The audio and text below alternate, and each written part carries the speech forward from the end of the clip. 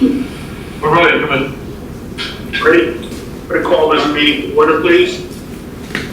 Chair Wayne Richards, Present.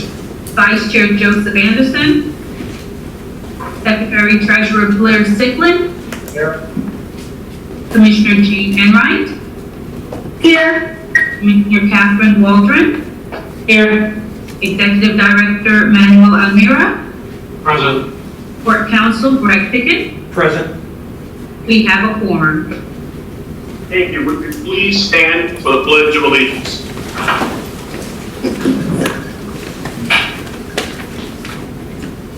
Looking for a flag. I pledge allegiance Against the flag of the United States and the Republic and which for which stand and one nation under God, indivisible, liberty, and justice for all.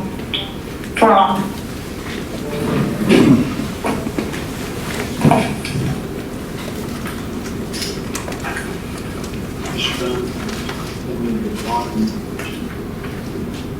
Mr. Almira, do we have any additions, deletions, or reorganizations of today's agenda? Mr. Chair, we do not. Our agenda.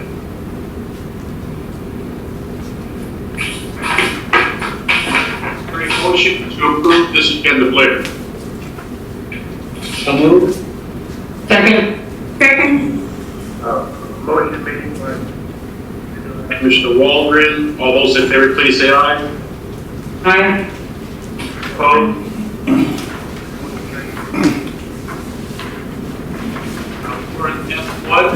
Have the board had an opportunity to review the minutes? And if so? I cannot hear Wayne. Wayne, I cannot hear you. Oh, sorry, If Gene. you can talk a little louder. Yes. Can you hear me, Gene? I can now. Sorry, Gene. Is there a motion to approve the minutes? So moved. Second. Motion Second. made by Commissioner Sicklin, seconded by Commissioner Waldron. All those in favor, please say aye. Aye. Any opposition? Hearing none, motion carries unanimously. Is Commissioner Anderson here? Joe, are you here? Not yet, he just asked for, the information to log in. He should be here momentarily. Okay, so motion approves 4-0 on E and F1. Mr. Almira, I believe there are some presentations and or announcements. Is that correct? Yes, they are. Commissioners' presentations. We are having a presentation from the City of Riviera Beach Spain, Ronnie Feldner, along with Anita Jenkins. She is the Director of Neighborhood Services for the CRA. Their presentation will be performed under the Commissioner's report. Additionally, for everyone's information, we're not going to have a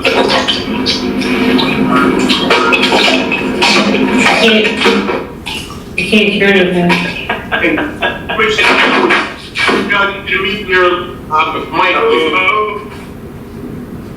Yeah, I'm here, but I'm having a little technical difficulties, but I'm here. Okay, would you please mute your microphone, Commissioner Anderson?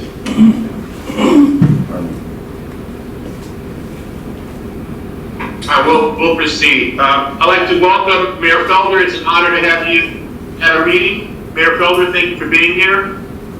Ms. Netta Jenkins, I've known you for years, and it's an honor to have you here as well, as it is our city manager, Mr. Evans. Welcome to our meeting. I believe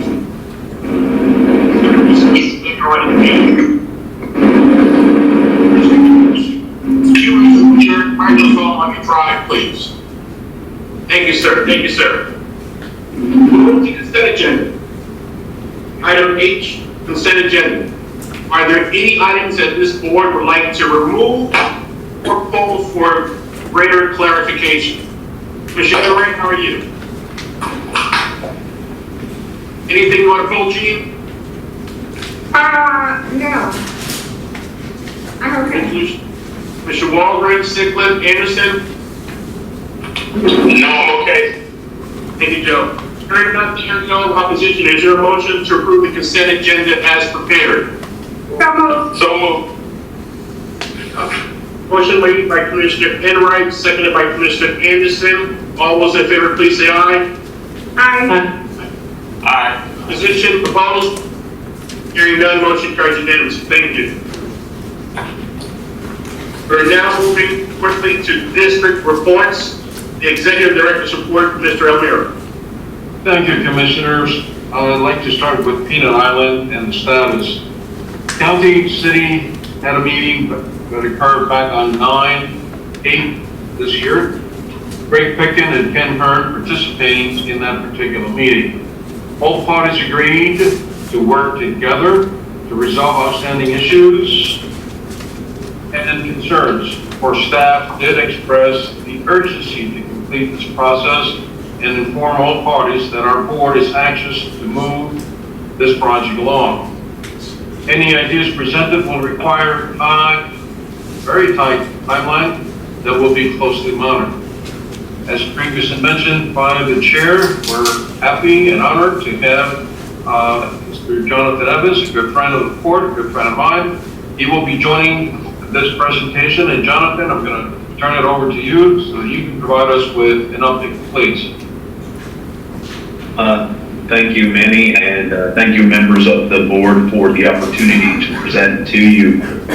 Just to bring you up to speed with regards to the conversation that the city had with the county, with port staff present, the conversation really stemmed around some discussion or public comment that the county submitted to our board when we were discussing about the feasibility of moving forward with the term sheet that was proffered by the port. Based on those comments, my board directed me to have a discussion with the county to see if the outstanding issues could be resolved. We have since had that meeting, and I think there's a couple of things that were articulated as part of the meeting that needed to be clarified. One, that the city of Riviera Beach is really focused on the 4.3 acres that encompass the boathouse, the fallout shelter, as well as the Coast Guard facilities. And our intent is to see historical preservation occur and to do what is necessary to preserve the facilities prior to them becoming in a state of disrepair. We did say that the comment that was discussed as it relates to annexation was put in there as a part of a discussion that we've had with our board talking about annexation holistically. As a result of that meeting, we came to the conclusion that it is important for the county and the city to work together as it relates to the modifications to the ordinance and the resolutions that prohibit and speak to the uses, as well as what the comp plan calls for the use on the island. So what the city of Riviera Beach is proposing as we're looking to move forward is, we know that the sense of urgency for the port is great, as well as on the city side. We had every intention of moving very quickly within 45 days to come to terms with respect to a term sheet, working off the framework that was provided by the port. The city attorney, Ms. Dawn Nguyen, is joining us telephonically as well, listening into the conversation. And so what staff is looking to do, we're looking to see if there is an opportunity for the port and the city of Riviera Beach to work together over the next 45 days to come to terms with respect to a term sheet. And then the city and the county in a work group can work through some of the nuances associated with modifications to the ordinance and the resolutions, as well as if there is any necessity for comp plan amendments. We know there's some challenges associated with the existing language that are in those documents, but those documents were created such a long time ago, and we believe that there may be a desire or propensity from the elected body to consider looking at things differently once we are able to have a more substantive discussion. We don't want the situation where the city and the county's work group to slow up the progress any more than it has already been slowed up. So we are asking for consideration by the port to have us work with your staff and look to bring something that can conceivably work for both parties within the next 45 days, and speaks to the city looking to restore that property, as well as making sure that nothing is done adversely that affects your business model, that is for the shipment of and the receiving of cargo, because we know that that's your core functions. And so we want to make sure it's a complementary use, not something that is going to create some additional issues. So that's in a nutshell what the discussion was around. We had attorneys present. Your staff was present. I think there was an agreement between the county and the city to work in collaboration together and to address some of those outstanding issues. But I think that the agreement between the port and the city can be separate and apart and can be done fairly quickly if everyone's willing to work towards that common goal. Ms. Nguyen, is there anything additional that should be added or that was left out as part of my comments?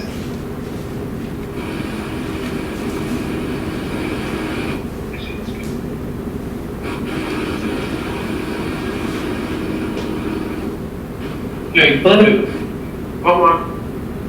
She's trying to come in now, Ms. Nguyen.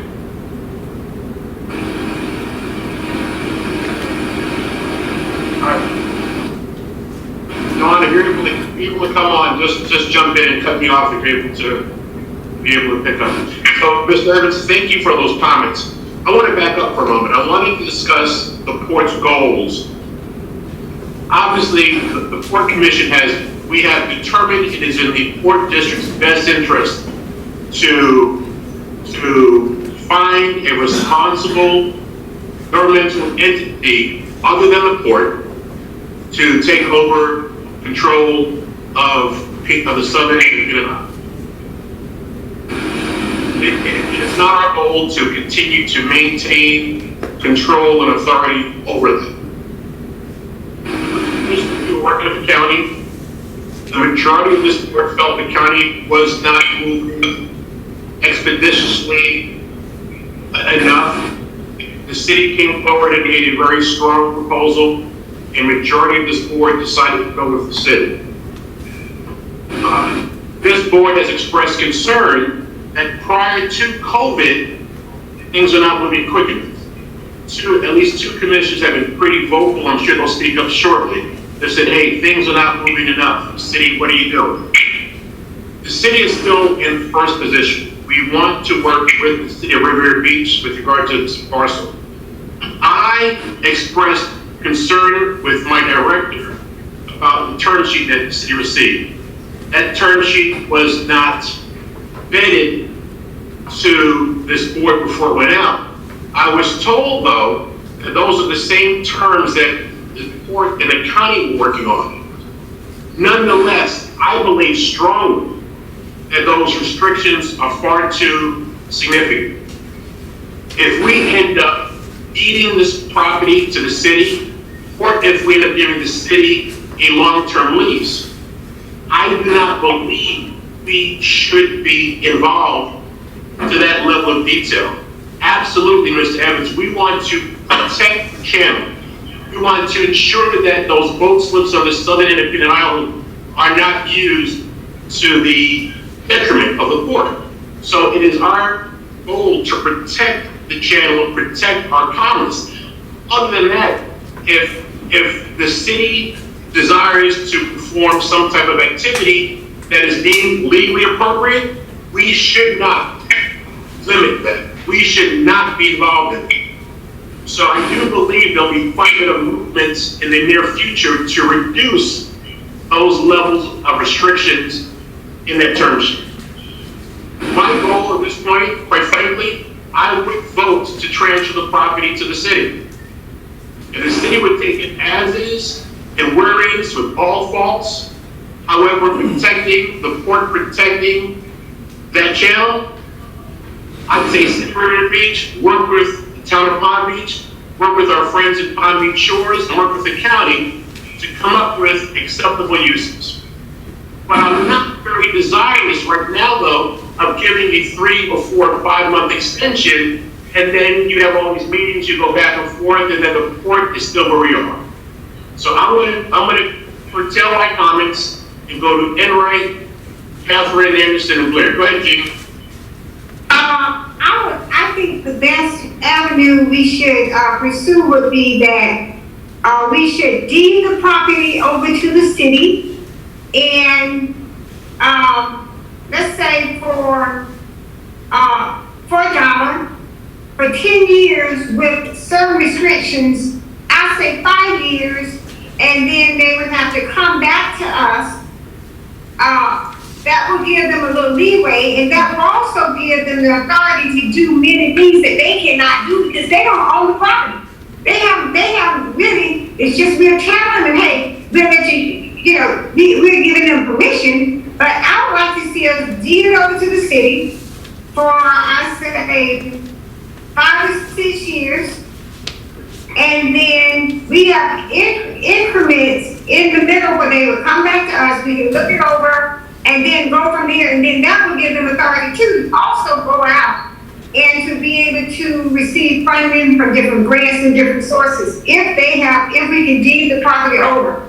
I think the deed will be better than the lease, because with the deed, then we will give them all authority. I mean, this is out of our hands. We're saying, hey, you got to do that, make insurance. So I would like to see us deed it over for 5 or 6 years with all rights, everything, but after 5 years, then I guess, Mr. Pickens, you can make some kind of clause or whatever, they come back to us. That's my idea, if it can be done. Gene, right, if we deed the property, then they own it.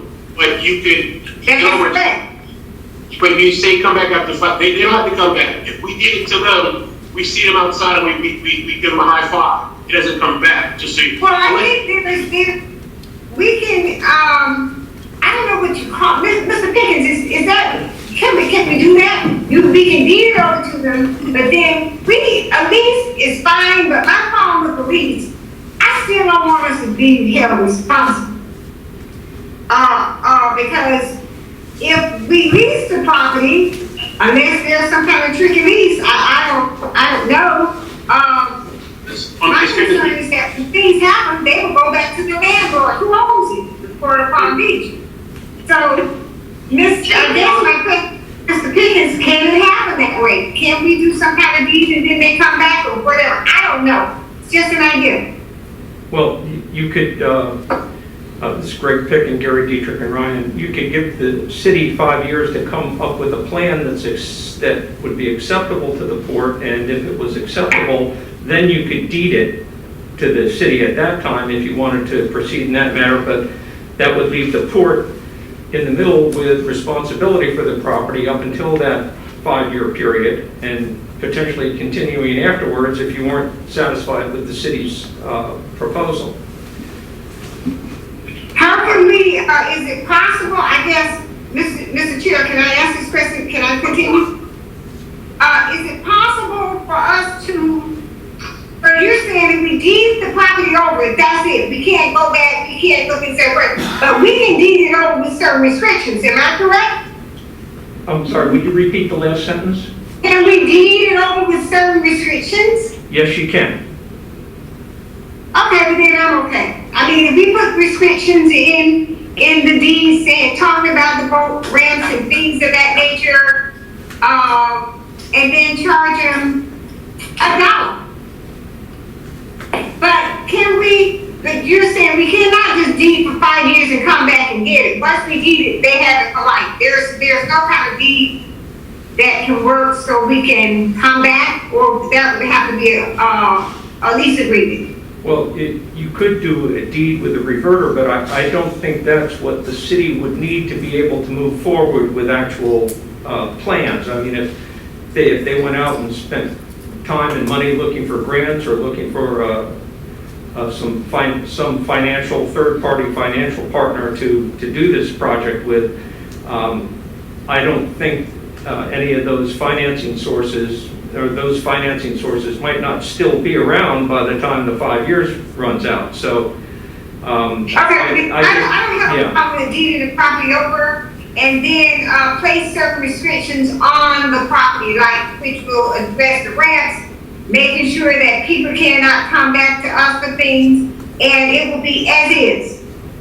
So I don't have a problem with that. That's my take on the whole deal. Get it over as is, give some restrictions and make sure that, with the deed that they're not having the, program being used for people coming in, control, tie up the channel and things of that nature. Right? You know how to do it.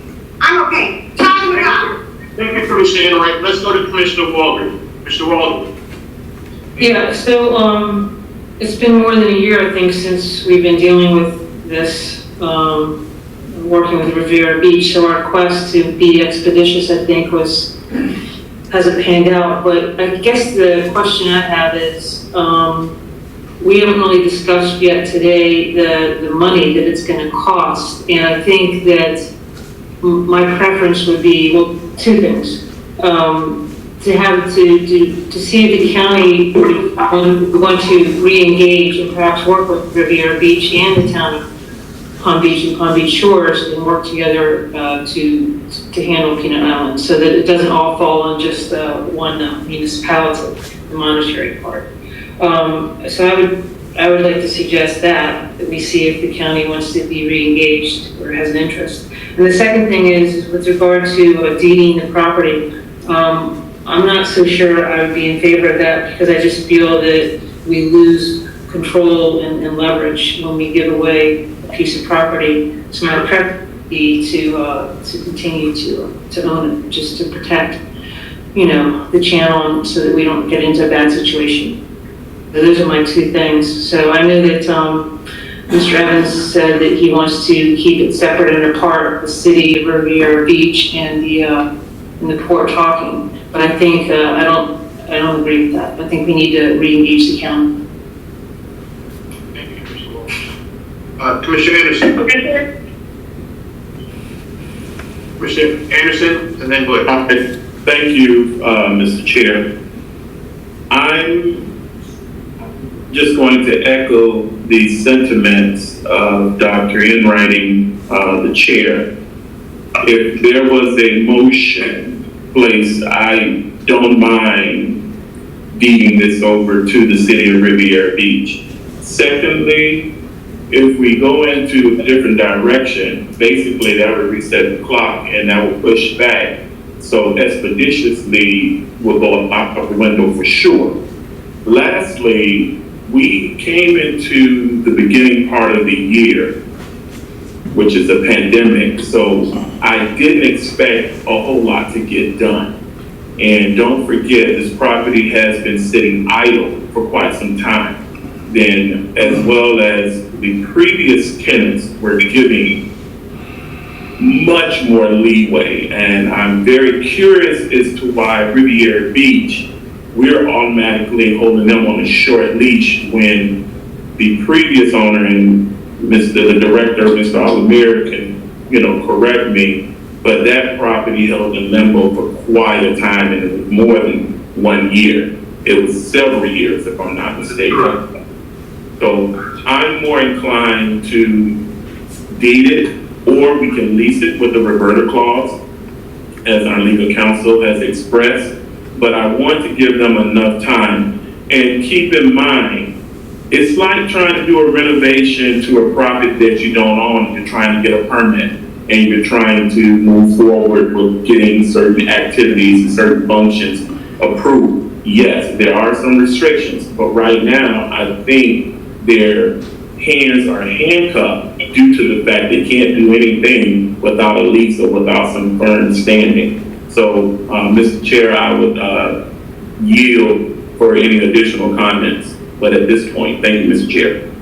Thank you, Mr. Anderson. Mr. Evans, let me get for Commissioner Sickler first, please. Commissioner Sickler. Thank you, Wayne. It's been almost a year. In October will be 1 year since we granted the city of Riviera Beach, some options to look into taking over the Peanut Island. So, that was the pandemic, basically started in March. So they had it, 6 months, and as far as I'm concerned, not a whole lot's gotten done. Also, as of last week, I spoke to people over the county, and they basically said, you know, it's the restrictions that are placed on Peanut Island that have been there forever, and they don't feel it's going to change. So my biggest concern is the city hasn't dealt with the county with these restrictions. I mean, they've had a year to do it, and they have not come up with anything even close to making an agreement on changing restrictions or to that extent. So I think the county, as far as I know, as of last week, they still have some interest, and they know that it's going to take money. You know, it could be a couple $1 million. Even if you're going to get grants, you still got to come up with the match. So I just want to make sure that, you know, most of the people in the city of Riviera Beach realize that, you know, it could be a couple $1 million, you know, to get this thing up and starting to go. And I think we're all talking about deeding things. I mean, this is a legal issue, and for me, I'm certainly not qualified to even attempt to say this would be a smart idea to deed this to anyone, whether it's the county or the city. But I think the biggest problem I have is that in the last year, the city and the county have not really come up with any sort of, you know, ideas about restrictions being lifted or changed. And as far as I'm concerned, I don't think the county's willing to do that. And I know some of the cities that are near the port are totally against a lot of restrictions being changed. So I think we still have some work to do, and I would just encourage, unless we go another year waiting for the city and the county to come up with some sort of game plan, that we need to speed this along a little bit before the thing falls down. Thank you. Thank you, Commissioner Sigler. So, a couple things for me, then I'll wrap this up. As Blair has indicated, I too have had conversations actually with, not with the county, but persons that are representing the county. And the mayor of Palm Beach Shore spoke with me as well. There is a push to have the county, it's a push from outside force to have the county have control. But this board has made it clear that the city is in first position. And I think until we change, we need to work with the city. So Mr. Evans, I guess a question I would have, and it's rhetorical, I don't know if you want to answer right now. If we put this on the agenda next month, and if the board voted to transfer the property to the city, as is where, you know, as is and where it is with all fault, if the city, you're prepared to accept the property, number one, and number two, what would be your game plan? On one hand, I said I don't want us to put unnecessary restrictions on the city, but I would hate, as you would, for the city to have this around their neck, and after 5 or 10 years, you're fighting an uphill battle.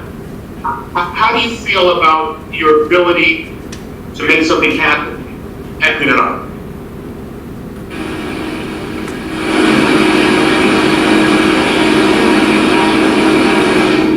All right, can you hear me now?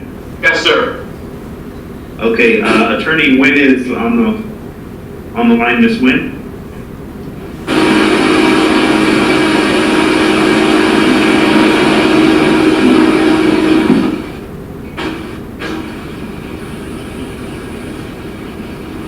I can hear you. I don't know if the group hear me. Okay, let me try. Hold on one second. I think Attorney Nguyen is trying to get in, but her line is muted as she's trying to dial in. But just to speak on a couple of things, and then I'll see if the attorney can, you know, address those matters. As it relates to the city's ability to move quicker, I certainly believe that we could move a lot quicker. We have been faced with a pandemic, and when we say it's been a year, 6 months of that has been COVID-19. I have lost 2 employees as a result of this pandemic. So it's not something that we have been sitting complacent and complicit on our hands and not doing anything.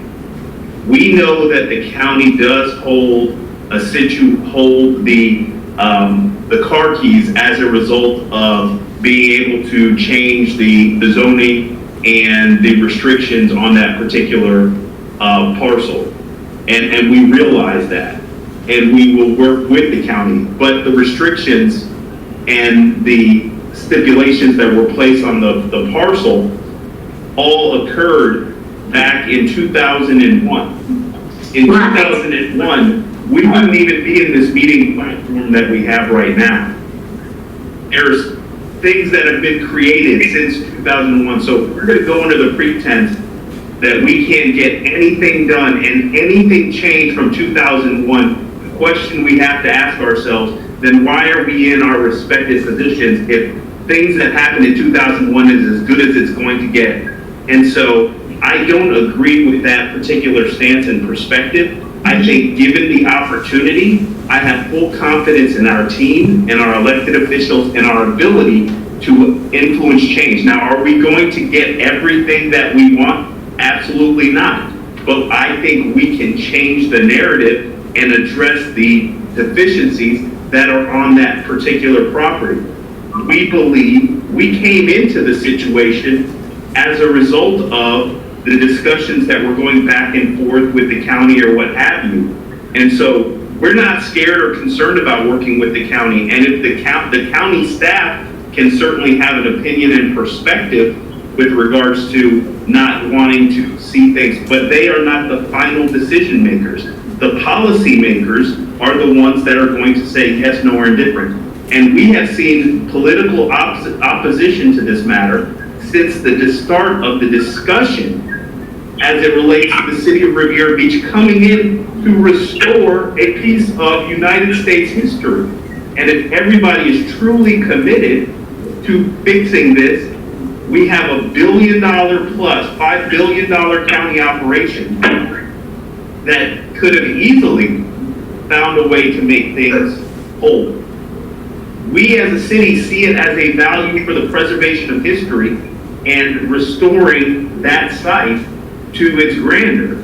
And so we're asking for an opportunity, and I think in 45 days, having the conversations with the city attorney and providing us the opportunity to go out and seek out grant funding. We know there's private sector interest to help contribute to facilitate the renovation of these facilities. We know there's grant funding. We have no problem or no issues working with the county, and we just want to get the work done. At the end of the day, whoever visits the island really doesn't care who's the one that gets to plant their flag somewhere. We just want the thing restored. We want to move forward on this.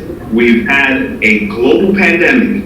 The White House can't even tell you how to handle this particular situation. So, when we talk about a year, it really hasn't been a year from when we started having the conversation to what we've had to deal with throughout our municipal entity and throughout the nation and the world for that matter. So I think if it is placed on the agenda, I have full confidence in our attorney and our ability to move forward and get something resolved with the county. We're working together. If the county pledged that they will assist in facilitating and they believe in the preservation of this, and we're going to work with them as best as we can. But at the end of the day, it's going to be a decision that the policymakers are going to have to make some modifications. And we know that there's going to be opposition from folks, on the city doing anything on that particular site. But nonetheless, we want this to move forward as quick as anything. We had a term sheet that we were going to discuss and ask for direction from our board until the county sent an email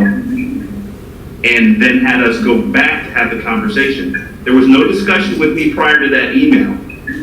So, those are the types of obstacles that have been thrown in the way, and we will continue to hurdle over them as we try to get these resolved. Mr. Evans, what do you anticipate will happen in 45 days? Mr. Evans, what do you anticipate will happen in 45 days? Can you hear me, Jonathan?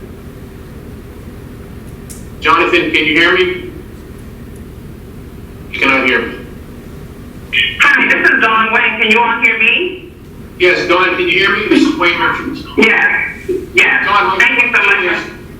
what is it, if the, what will happen, what is the city asking, why does the city want 45 days? What will occur in that time period that will tell the city, yes, let's move forward?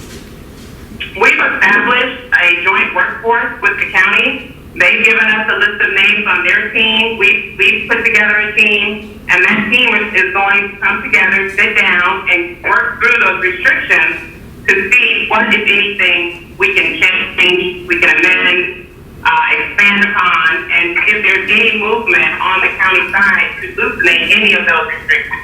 And we'll look at them one by one. That's what I believe Mr. Evans would say that we plan to, what we plan to accomplish in the next 45 days. The other thing I wanted to talk about, though, is, we all know that grant funding is going to be necessary in order to improve the property. We're willing, ready, and able to apply for grants. However, I believe that a leak with support will restrict us from applying for grants, because grantor wants to know that the property owner agrees as well, which would require the court to sign on the dotted line. What I would suggest is a deed for 10 years, with a reverter clause, and if we don't accomplish what we say we're going to accomplish in that period of time, then the property reverts back to the court, but we take it as is, because the deed will allow us to apply for grants. So, Dawn, can you hear me? Yes. If we did a deed with a 10-year reverter, and this is my legal hat on, let's just say the grantee, which is the city, let's say the grantee does nothing with the property and it goes into further deterioration. Are you suggesting me that the court gets it back in 10 years, further deteriorated? Then you need to protect, if there's going to be a reverter, there need to be protections placed in their office. And again, if you all will send us the revised term sheet, we can work through those. I understand that concern, and if I were on your side, I'd be saying the same thing. I mean, maybe we want to do certain deliverables or measuring points at a certain point in time. But, we need time and we need a deed. And board members, thank you, Chief, real quick. Would this board agree to put this on a November agenda for hopefully final resolution, whether it's a deed to the city or a deed to the city for 10 years with reverter? Clearly, the city's asking for 45 days. Do we want to? What's the will here, Gene? I think we just should do the deed, but I just want to piggyback on something she said. Now, years ago, there was a totally different county commission group. We have different players now who have different mindset than the people years ago.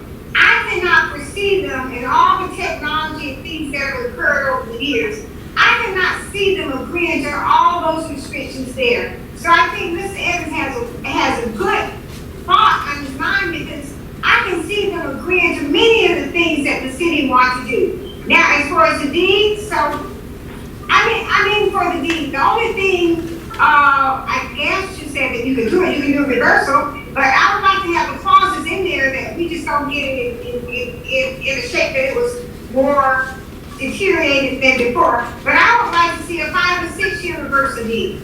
Or maybe we can have if it's a deed, we don't need to have pinpoints. It's just like we monitor it now. But I think, it'd be 5 years, 10 years, and sell it for $1. Or maybe sell it for $10. I think $10 is what they always say. Sell it for $10 for a 5 or 6 year deed and reversal, and then we check. That will give them the time to go out to get the money, if they can get the money. But if things are going in order, then the court will just sign off forever and say, hey, we're not coming back after 5 years. That's it, it's yours. So I would like to see the deed like I suggested from the beginning, if we can do it. And bring it back. With deliverables. That's what you suggested, concerning deliverables. Yes, and then we bring it back for we can do it next month. Because how I see things now with the pandemic, a lot of things not going to happen. And let's just be real. The city has not been given the ample time needed with all the things going, and you're going to require them to do this, to jump through all these hoops, even in 45 days. I think they will have more power they have the deed in their hands whenever they talk to the county. All right. Any other commissioner So comments? I think we should go and do it next month, give it to them, for $10, not one. Any other commissioner comments? Mr. Chair, I just wanted to thank you, Mr. Chair. I just wanted to express my, my approval and for this going forward and actually being added to the November agenda. I definitely wanted to move forward with this, but understand this here. We're in the midst of a pandemic as well as we're on the cusp. Hopefully we can come out of this here, but what is Florida known for? Tourism. So, in my opinion, a vote against this is a vote against the tourism, and a vote against economic development, and a vote against giving access to residents, whether it be in Palm Beach Shores, or Riviera Beach, access to the southern part of Peanut Island. Thank you, Mr. Chair. Thank you. So I'm going, Catherine, last comment, Ms. Catherine, go ahead. Okay, so I don't think anybody on this board is against Peanut Island being a success. I think people have different opinions about how that success will happen. And I think to say that a vote against this is a vote against Peanut Island is disingenuous. And I obviously want Peanut Island to be a success.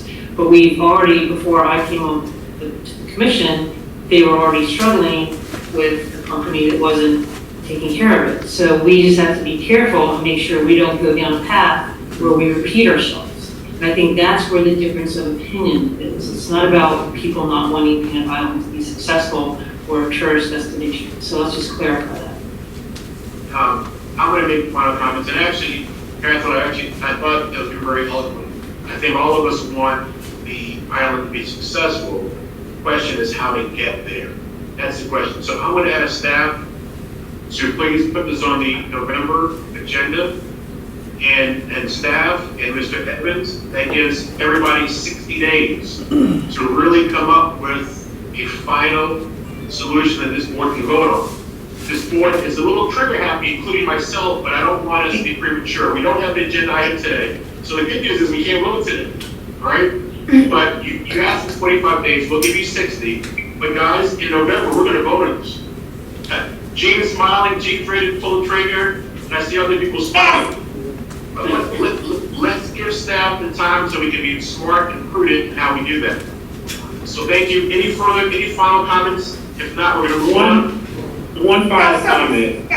Here, I guess my question is that you asked them to work with the city and also work with our attorneys to see if they can draft the deed so we can vote in November. Thank you. Well, staff is listening to our comments. There's a majority of the board that does indeed wish to transfer this via deed to the city. There's been significant discussion about a reverter clause if certain deliverables are not met.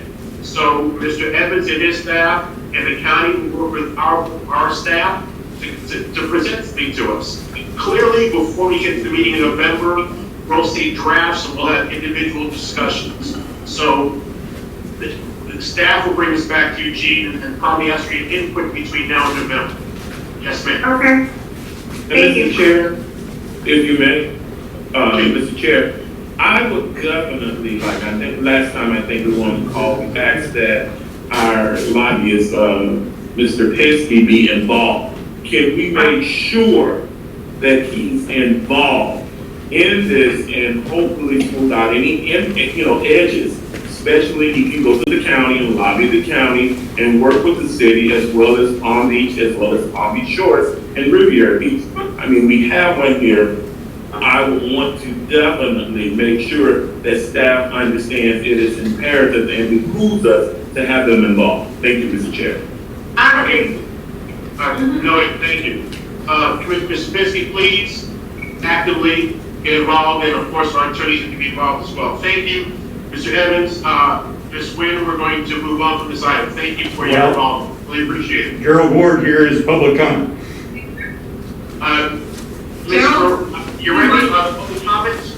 Yes, Chair, we have one public comment we actually have 7, so all from Mr. Ward, but the first one is on item I-1, which is the Peanut Island matter. He would like to speak on it, and he's going to put the 3-minute timer up. Mr. Ward, welcome, it's been a while. Yeah, it certainly has. I'm unfortunately between getting new lenses in my eyes, so I sometimes don't see as well, but I can still talk, I guess. Gerald Ward, 2135 Broadway, great city of Riviera Beach. The 2 minutes instead of 3 minutes, apparently. But from the standpoint of this, I've been involved for decades. In my office, I have a writing today that is so similar to what your discussions are, it's not funny. Mr. Sansbury, he used to be a county administrator, got on this board and proceeded to give another entity, a nonprofit entity, control over part of the island.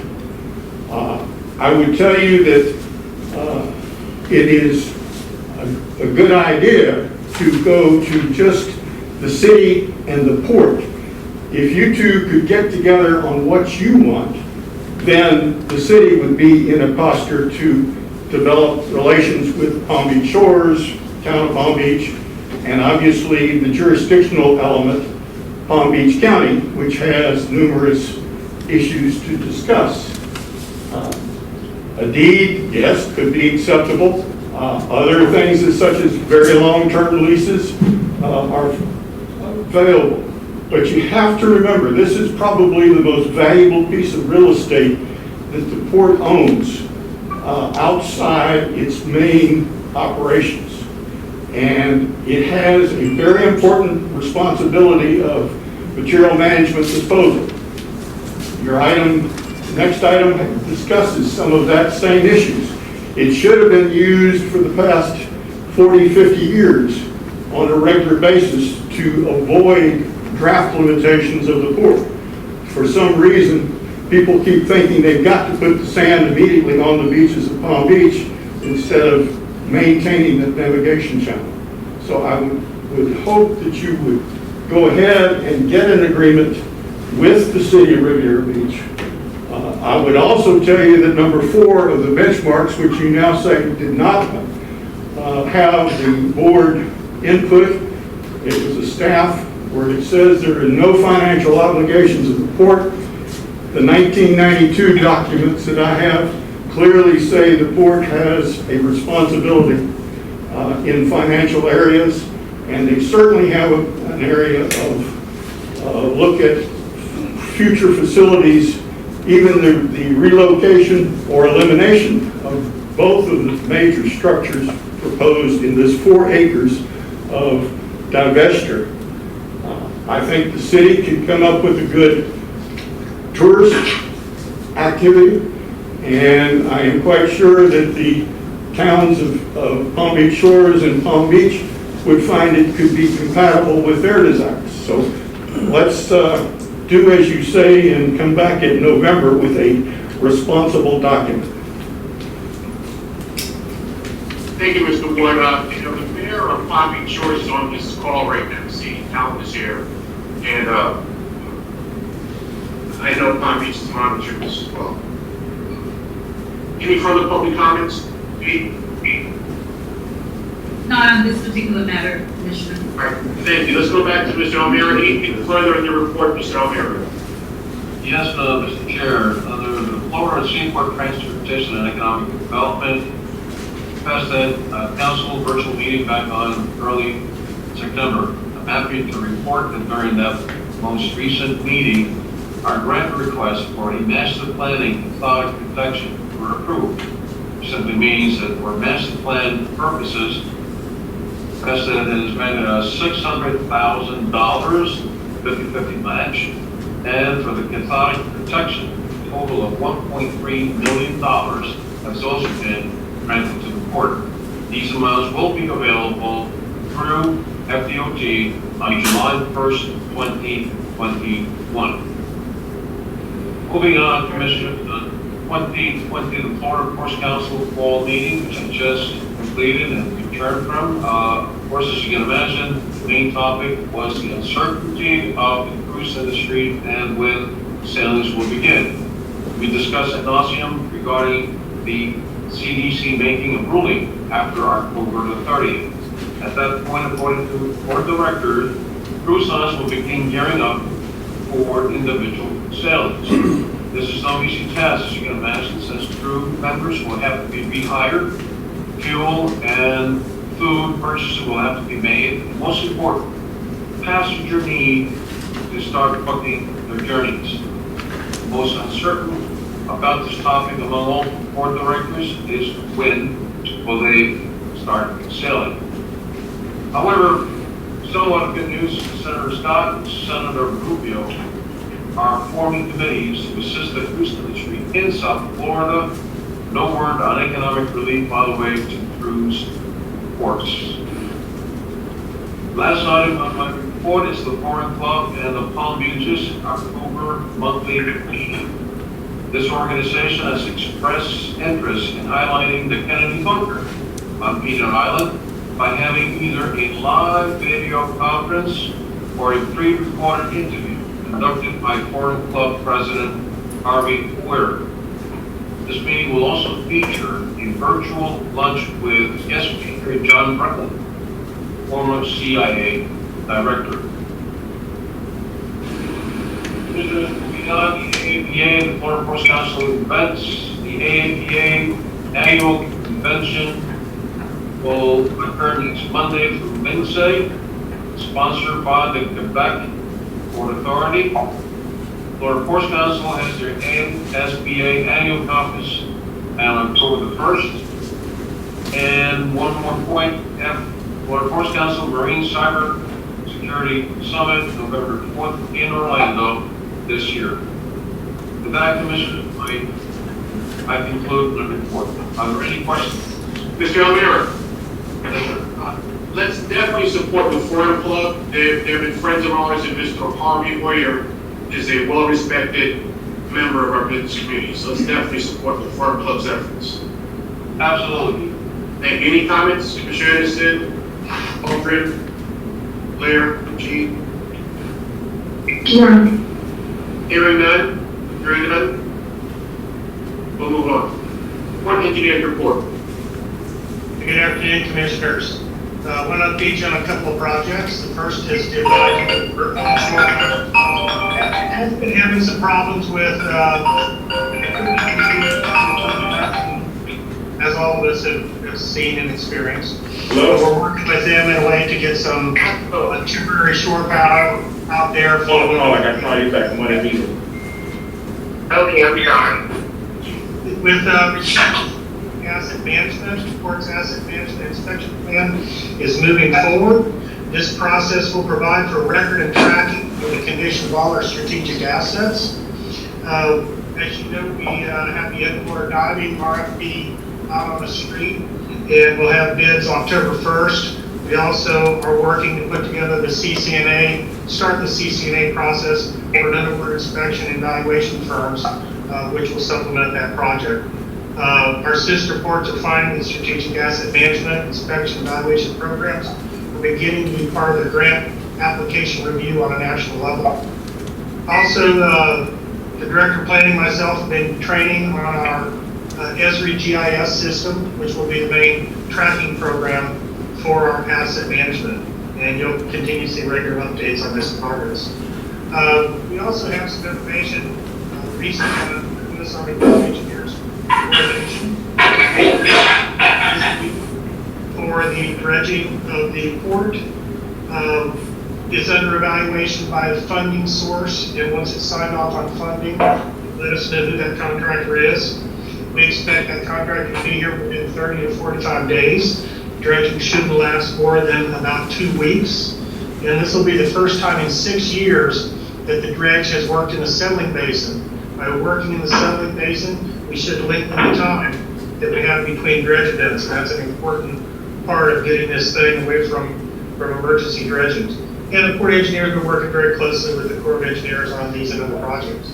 Last item I'll update you on is the annex property improvements. We've been working over the last few weeks closely with our consultants on that project, EC Fennell and Kinley Horn, move this project forward. Design documents and specifications for bidding are in the works right now. Once the design and construction documents are complete, the project will be bid as authorized by the board at the August meeting, and then we'll bring those bid results to you in the future to get the project started. And that concludes my report, so I'll be glad to answer any questions personally if anyone has any time. Mr. Chair? Please. I just had one question. Mr. Cunningham, just wanted to ask about the progress or the status on the loading bridge that we were trying to procure. The port director may want to step in on this one, but that we have not reached any agreement with the Port of Miami that made sense as far as the pricing on that loading bridge. So we're in kind of a holding pattern right now. Okay. Let me add the following to Mr. Anderson, that the transportation of this bridge will be in the neighborhood of about $500,000. That's to move it between Port Miami up here. Initially, they were going to give at least we were hoping they were going to give the bridge away for no cost. That was make it somewhat plausible. However, they have changed the policy, and it looked as if they're going to go out on a bid. That means it's going to add more money to that so-called $500,000 transportation cost, and who knows where this would end up. If it gets anything higher than $500,000, I think we should be looking at alternatives. Okay, thank you, Mr. Mayor, and thank you, Mr. Cunningham, and thank you, Chair. Any further comments? Before public comment, I want to have two. Mr. Connington, first one, when will, I know we spoke earlier today, when will they have temporary power? They have a tonight, they have a large ship coming and they need power, as you're aware. When will they have power there? Commissioner, I have two options on providing temporary power. Unfortunately, while I was sitting here, I received an email that the switchgear that we thought we could modify in the next to the chiller plant is not available, and the manufacturer will not allow us with any kind of guarantee of safety to modify that switchgear. We do have a second alternative. I'll be meeting with Kevin O'Connor in the next day or two to go through that alternative. There is the ability to pull that power from inside our Marine Operations Center downstairs. There are some existing conduits, so we're now going to change our focus over to that side and work on that. There should be no problem getting this power in time for the ship based on the schedule we've been given. Thank you. That sounds a lot. Thank you. That sounds a lot better than a generator. No, that wouldn't be too advantageous having a generator up there. So thank you for that. Finally, the sending base, and please, Jeremy, we once we know that dredge is coming, we want to notify our neighbors, town of Palm Beach and Palm Beach Shores, and everyone else who want to know well in advance. If not, they'll be calling us. Thank you. All right. Mr. Bitsky. Richard, you're up. Very true. Yes. We actually have a public comment card from Mr. Gerald Ward on the engineer's report. I don't think so. Gerald Ward.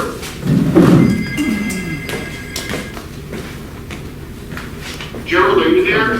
Gary Ward? Now, I'm sorry, but I think that card should have been for J2. Okay. All right. Very good. Thank you, Mr. Ward. Mr. Binsky, you're up. This month, I don't have an official report, but I would like to give you a preview of what is going to be presented next month, the October meeting. We have invited and have accepted both Representative Matt Wilhite, who sponsored our local bill last session, member of the delegation, and Representative-elect Omari Hardy, who will be the representative actually over the Port District. Both will be attending for the purpose of introduction, meet the commissioners, answer any questions. Also, 2 weeks before the October meeting, I will be sending out options on local bill language should the Port Commission decide to introduce a local bill. It will be much of what we had last session, in addition to some options on the salary piece. And so whatever questions we have, we're not going to be asking for a vote next month, but just for the purpose of discussion and anticipation of perhaps a decision at the November meeting. And then any other funding options, I didn't know if we would have anything for capital projects or whatnot, which I'm still working with Director Amir and staff on. So those two items for sure, the introductions and elements of a possible local bill, and then any other funding questions that the Commission may have. Thank you, Richard. Any, Commissioner Anderson has a comment. Thank you, Mr. Chair. Mr. Penske, what is the timeline for us to ratify our charter? When do we have that verbiage to the appropriate parties, or put that into motion if we needed to ratify our charter? Thank you for the question. The actual charter in its entirety was codified into statute by law as it is required, and we did that 2 sessions ago. I think it was 2, maybe it's 3. So we've complied with state statute as far as taking our charter and putting it into law. Last session, we were going to try to amend or revise our charter that we didn't do when we ratified it, when we codified it, because we were just trying to keep it as simple and quickly get it done, ratifying it. But those changes included outdated references to the port director, outdated requirements for bonding. It did have the salary option in there. So the deadline, because session will start in March, the bill has to be introduced prior to opening day. So when you back it up, it has to be advertised in the local newspaper of record. So that would be the first part of February. So that would mean it would have to be approved no later than the January meeting in time to get to the delegation. So not knowing the delegation schedule, I put a December board meeting timetable that so we would be comfortable no matter when the Palm Beach County delegation meets in January to approve what we may or may not approve in December in order to make the advertising deadline. So for our purposes internally, you're going to hear the presentation next month. You'll have time to contemplate it. We'll vote hopefully in November, up or down, yes or no, make changes, and then take it, and then it'll be ready for December, January Palm Beach County delegation ratification, and then on to advertising and introduction in the Florida legislature by March. Thank you. I just wanted the board to be cognizant, and Mr. Chair, I'm sure you're well in tune that if we're looking to codify or ratify this charter, that we go ahead and direct staff to make sure that we take another swing at it if it's the pleasure of this board. Thank you, Mr. Chair. Thank you, Commissioner Anderson. Commissioner Henry. Mr. Penske, and I guess the board, I would like for us to take another look at the salary, and I know that we've had discussion on it, but the salary just to stay the way it is. And also, I would like for us to take a look at, because when I was running for office, these people were concerned about terms. And I would like for us to look at term limits starting in 2022, because if you were elected this year, then you cannot take years from someone who was just elected. So starting in 2022, I would like for us to consider consider and think about implementing term limits of 8 years. Because that was brought up to me so many times because they would say, oh, Gina, I've been there so long, she's so old, I'm not so old, really. But at the end of the day, I would really like us to consider term limits. So we're talking, so I was thinking about 8 years starting 2022. So when Blair runs again and Mr. Anderson, they will have what, 8 years. If they choose to continue to run. But I was thinking about 8-year terms starting 2022, if the board agrees. So that was just my thoughts because so many constituents and individuals are saying, you know, you all need to term limits. So, and then when you think about myself, Wayne and Catherine, our years will start 2000. Our years cannot start until after you finish your 4 years that you've now received. So what would happen in 2024, then myself, Mr. Richards, and Commissioner Walker will have 8 years after 2024 if you still choose to run. So everybody, I would suggest we get our comments and our wishes. Pinsky, speak to Mr. Pinsky, and obviously staff will bring it all to us, and we'll vote on the items one at a time. That's just an idea. Is there anything else we must discuss now? Seeing that, we're going to keep it moving. Thank you, Commissioner Enright. Commissioner reports. Manny, you mentioned under Commissioner reports, we're going to hear the city's presentation. Is that accurate? Yes, that is correct, accurate. I understand that Mayor Ronnie Felder is on the, It's over to Mayor Felder. Are you here, Mayor? Yes, Mayor can you hear me? Yes, sir. Welcome once again. I'm coming on. All right, there we go. it is, It's my turn. it's your turn. Listen, thank you guys for having me, Chair, Commissioners, taking time out to listen to us. Catherine, Commissioner Waller, thank you for, I met with her a couple of weeks ago, gave her the vision that we have for Riviera Beach. Met with the city manager a couple of weeks ago, and as you guys know, we have a clean team, bachelor's clean team on what we call the east side, from B Avenue across the Senior Island. But meeting with some of our residents on the west side, they've been questioning me about why can't we do something like that on the west side. So after speaking with Ms. Evans, I said, why don't we create a clean west side? And so we started this research and get rid of Anita Jenkins from the CDC to kind of find out how do they make that program work. I had a vision to say, you know, we have a lot of our young adults from 18 to 24 years old that may have gotten into some trouble that can't get a job. The program is going to be based around helping them to get job history and to further their job experience. So we think this would be a great program, reaching out to Catherine, because of course we need funding. I talked to Bahamas Paradise Cruise, Mr. O'Neill yesterday. He's on board with us financially or giving some of his crew some volunteers to help us out. We reached out to Tropical. Of course, I'll be meeting with Tropical again. The pandemic, I know they're not bringing in the resources that they have in, but they're very excited about the program.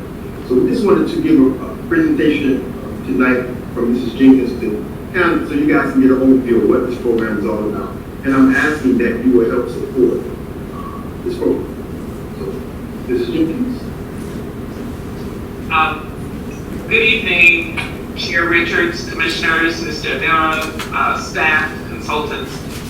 We appreciate the opportunity to talk about what we think is one of the premier programs we have in our CRA area, and a program that is a shining star in our city. And I just want to share how we got started and how the program is working now. But as our mayor said, it lends itself to expanding and creating unique elements that can fit into a clean and safe strategy. So I'm going to try the technology to share my screen, and Yabirbi, you might have to help me here. Yes, so at the bottom of your, there you go, you got it. You see it? Yes. Let me try and get rid of that. Okay. About 6 or 7 years ago, the CRA, in an effort to address some of the concerns of our stakeholders in the region, people in the city, we started looking at ways to address the perception of crime. We know that in our area, the perception was stronger than what the reality was when you look at the statistics. And we did research and we visited other jurisdictions. We talked with the West Palm Beach DDA CRA. We also looked at burgeoning programs in Delray Beach, Palm Beach Gardens. And we decided to create what we call our Clean and Safe Ambassador Program. And right there you see the initial class, of which 3 of our original ambassadors are still with us. In February 2014, after we had gone through about a year of feasibility analysis, creating a business plan, we launched our Clean and Safe program. We started a nationwide search for our program manager and our operations manager, and I'm happy to say that we found our operations manager right here in the city.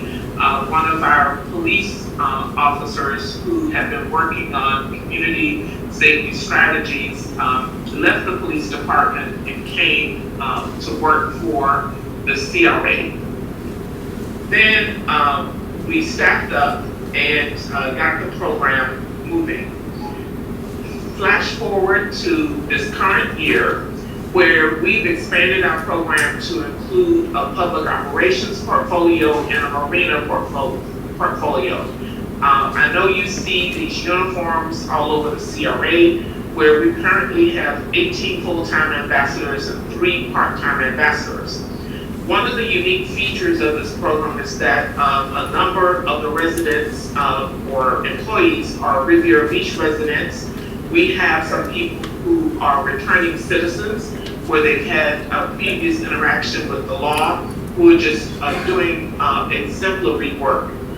We moved our starting wage up to $13.50 per hour for an entry-level ambassador. And in our budget that's being presented on next week, we are moving it, we're asking our commission to approve a minimum salary of $15 an hour so that our ambassadors can enjoy a living wage. Last year, we kicked off our safety toolkit program in the CRA, which we're now looking at ways to expand that all over the city, which provides a ring alarm device, smoke alarms with the Red Cross and other safety toolkits, including smart water in the area. We were just awarded a matching grant with the state of Florida to install Moby mats and chairs at our Marina Beach, and we're just rolling that program out. And most of our ambassadors have already completed 13 certification courses under FEMA, so that during emergencies, we know that our staff is trained. Very quickly, our public operations ambassadors help to welcome visitors. We have a walking buddy program that provides escorts if you're at a restaurant and you feel safe walking to your car. If your battery is dead, they'll provide a jump. Our clean team is responsible for the beautification of our main corridors. And just looking at how President Barack Obama looks now to the way it looked a few years ago, you hardly ever see trash on the corridor. The ambassadors provide landscaping on public right-of-ways, CRA properties, and they also pressure wash the flat bridge almost every day. You can see some of our public service ambassadors who are really concierge and eyes and ears for law enforcement. Our clean team ambassadors, you see the sidewalk cleaning equipment. Our vehicles are all throughout the CRA, and they are working with graffiti removal equipment, maintenance, etc., litter and debris removal. Again, some additional operations there. We even have one ambassador who works in our gardening program, who is a certified master gardener who helps with that program, and they work hand in hand with our neighborhood services programs at the CRA, working in the community along with special events. At the marina, our ambassadors are responsible for keeping the event center clean and beautiful and providing concierge service. And they're out there 7 days a week, and they work hand in hand with the marina staff there in the port.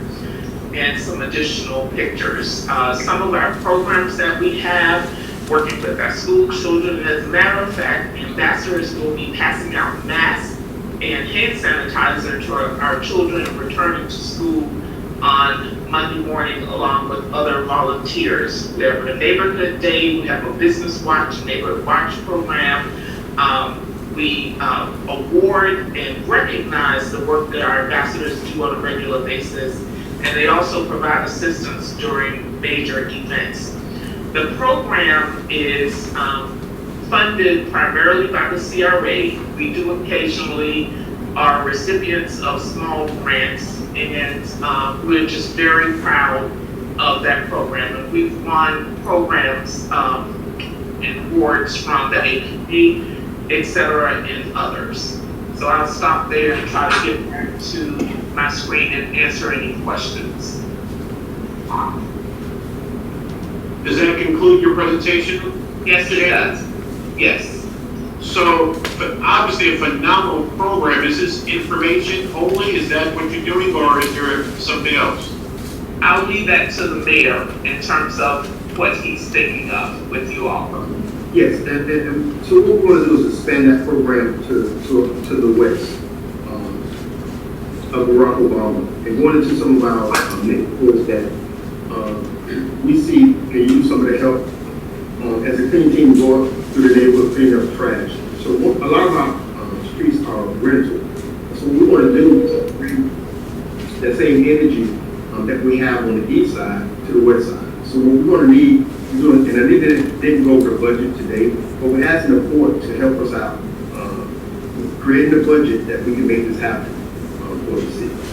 So, I'm asking for a partnership with the mayor. Okay, Commissioner Walden. Thank you, Mayor. Thank you, Ms. Jenkins and Mayor Felder. I really support this because I think we've benefited a lot since the clean team obviously is working in our area. And I'd like to understand a little bit more about the costs that are associated with it, so that the commissioners can make, a decision about what kind of level of support they might want to offer, if they even want to offer it. And a little bit more about the age group is what, 18 to what? We're 24, but that's just a target age that I would like to see that age helped out, that really to help that age out.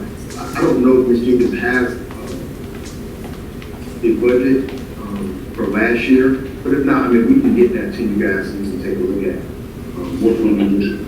I think that would be helpful for us to understand what you're looking for, and what the startup costs are, what kind of grant support you tend to get, and things like that. But I think it's clearly a great asset to the city. Commissioner Waldman, and I appreciate you bringing this, but I would ask that you, Commissioner Waldman, that you work with staff to tell us where we would get the money. In other words, what line item. In years past, we have been, as commissioners, we have been restricted to two areas. Community grants, which is quite limited. I think it's $500 per entity. Well, we're not changing, so I guess $2,500. I thought we were having that discussion later. We are, but I guess if this is something that you're bringing and you support, which is a great program, from where would you suggest we get the funding? Well, I need to know more about what the funding requirement is. Okay, fair enough. So you'll be back with us, Mayor Felder. Is that the plan? Yes, we'll get back. Okay, Commissioner Anderson.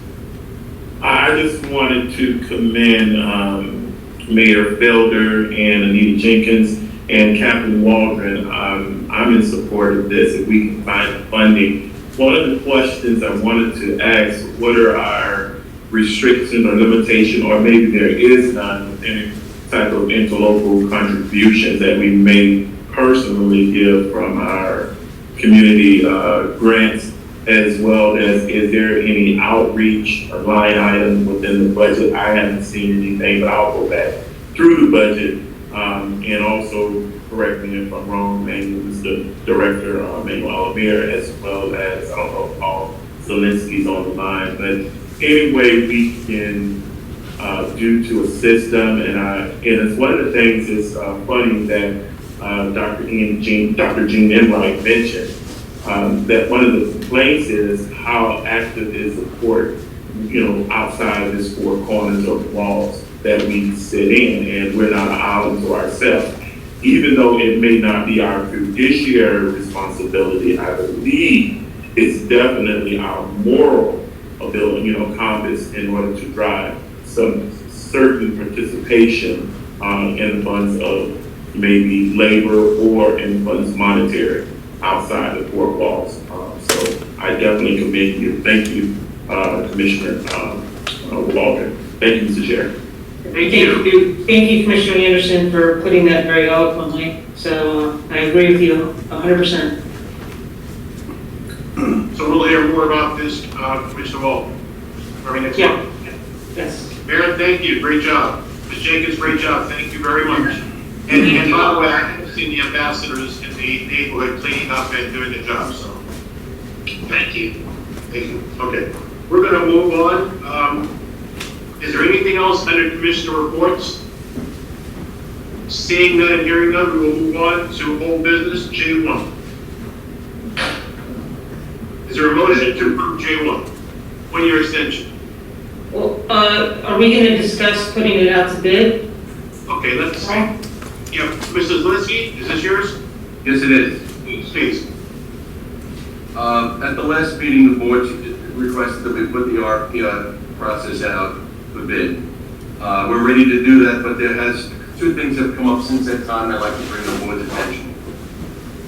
The first one is that in September, in fact, a few days after our last meeting, the Auditor General issued a formal guidance document on both auditor selection and the Auditor Selection Committee. It's about 25 pages long, very specific as to how it has to be approached. And this is not your typical RFP process. That has to be absorbed, understood, but the primary point it brings home is that this is not your typical RFP, that it has to be done outside of board staff. A board member needs to be appointed as chair, and at least two people need to join the committee that are not board employees.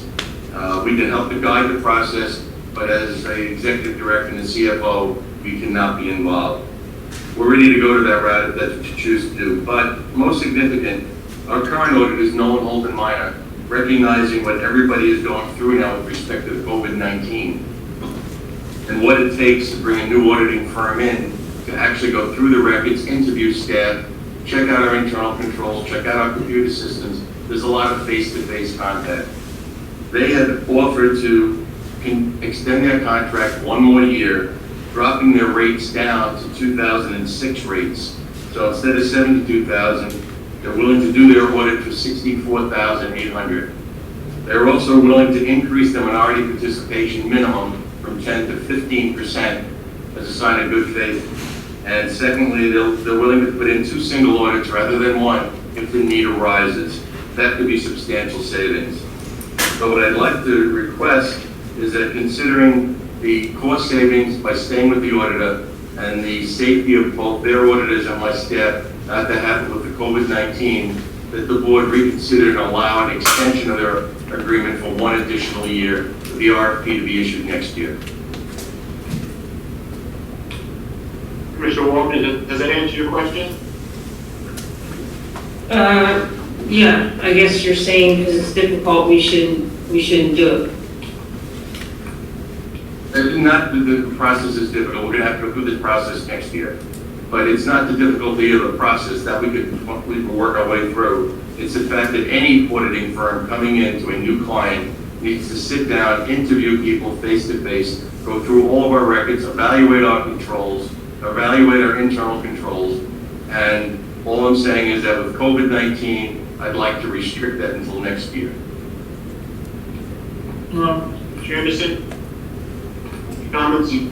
I had one comment, Mr. Chair. I know the city of Riviera Beach just went through this same process in which I believe it is a arduous process and it takes a lot of involvement. So at what point in time do we start to go through this process? I understand that we have the extension agreement, but just to make sure that we're in compliance with all of these state guidelines, when would you say it would be a good chance or a good timeline to start this process? Commissioner, I can say we could start this within a couple of months.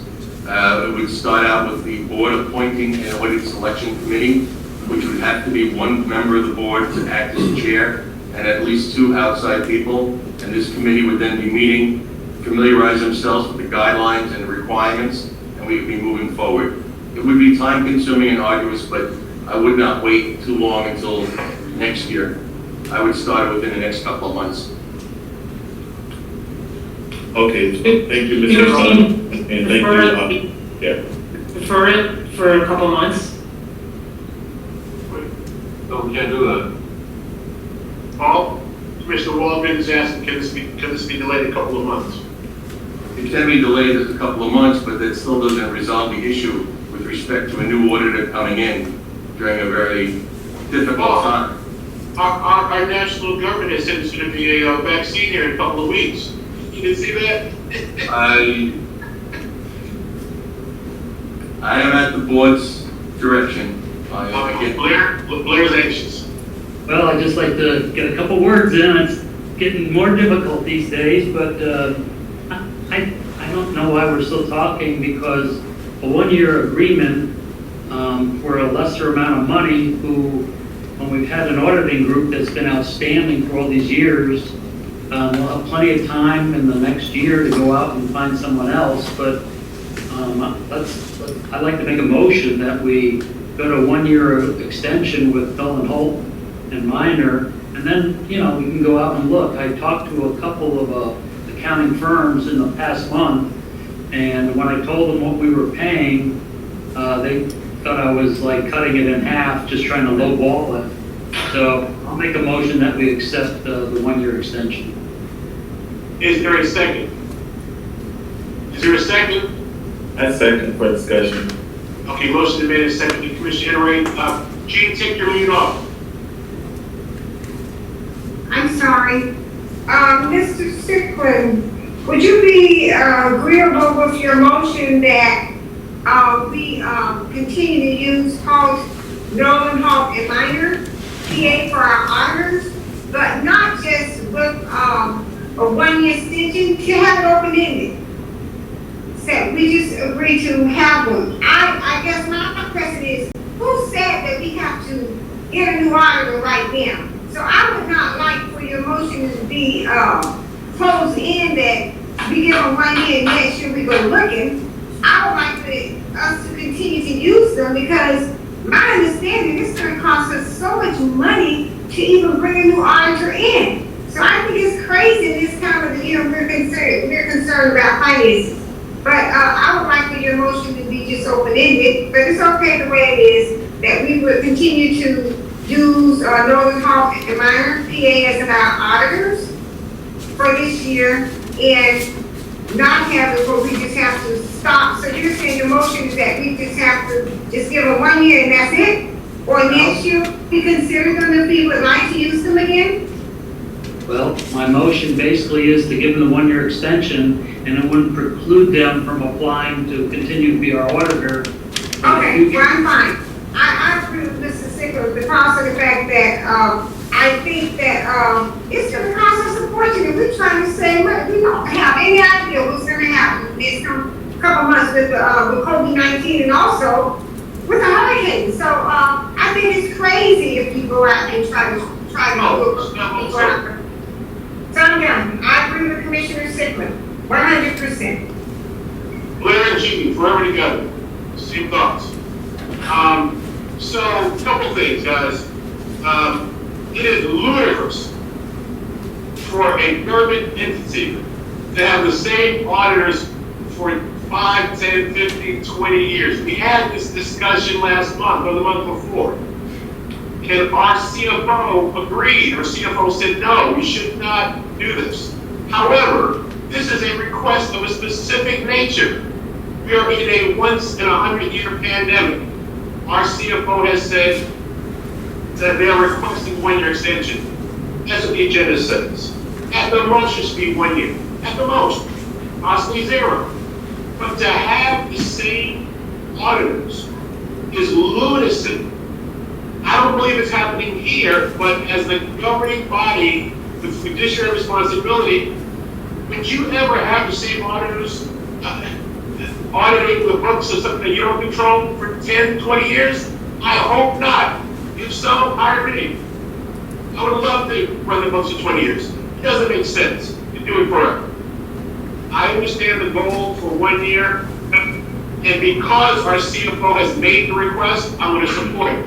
But there's no way this body should consider the same auditors for next year. Paul, how many years have they been with us?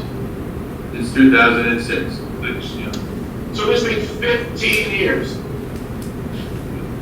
In case we forgot, in case some of us weren't here last time, I'll ask again.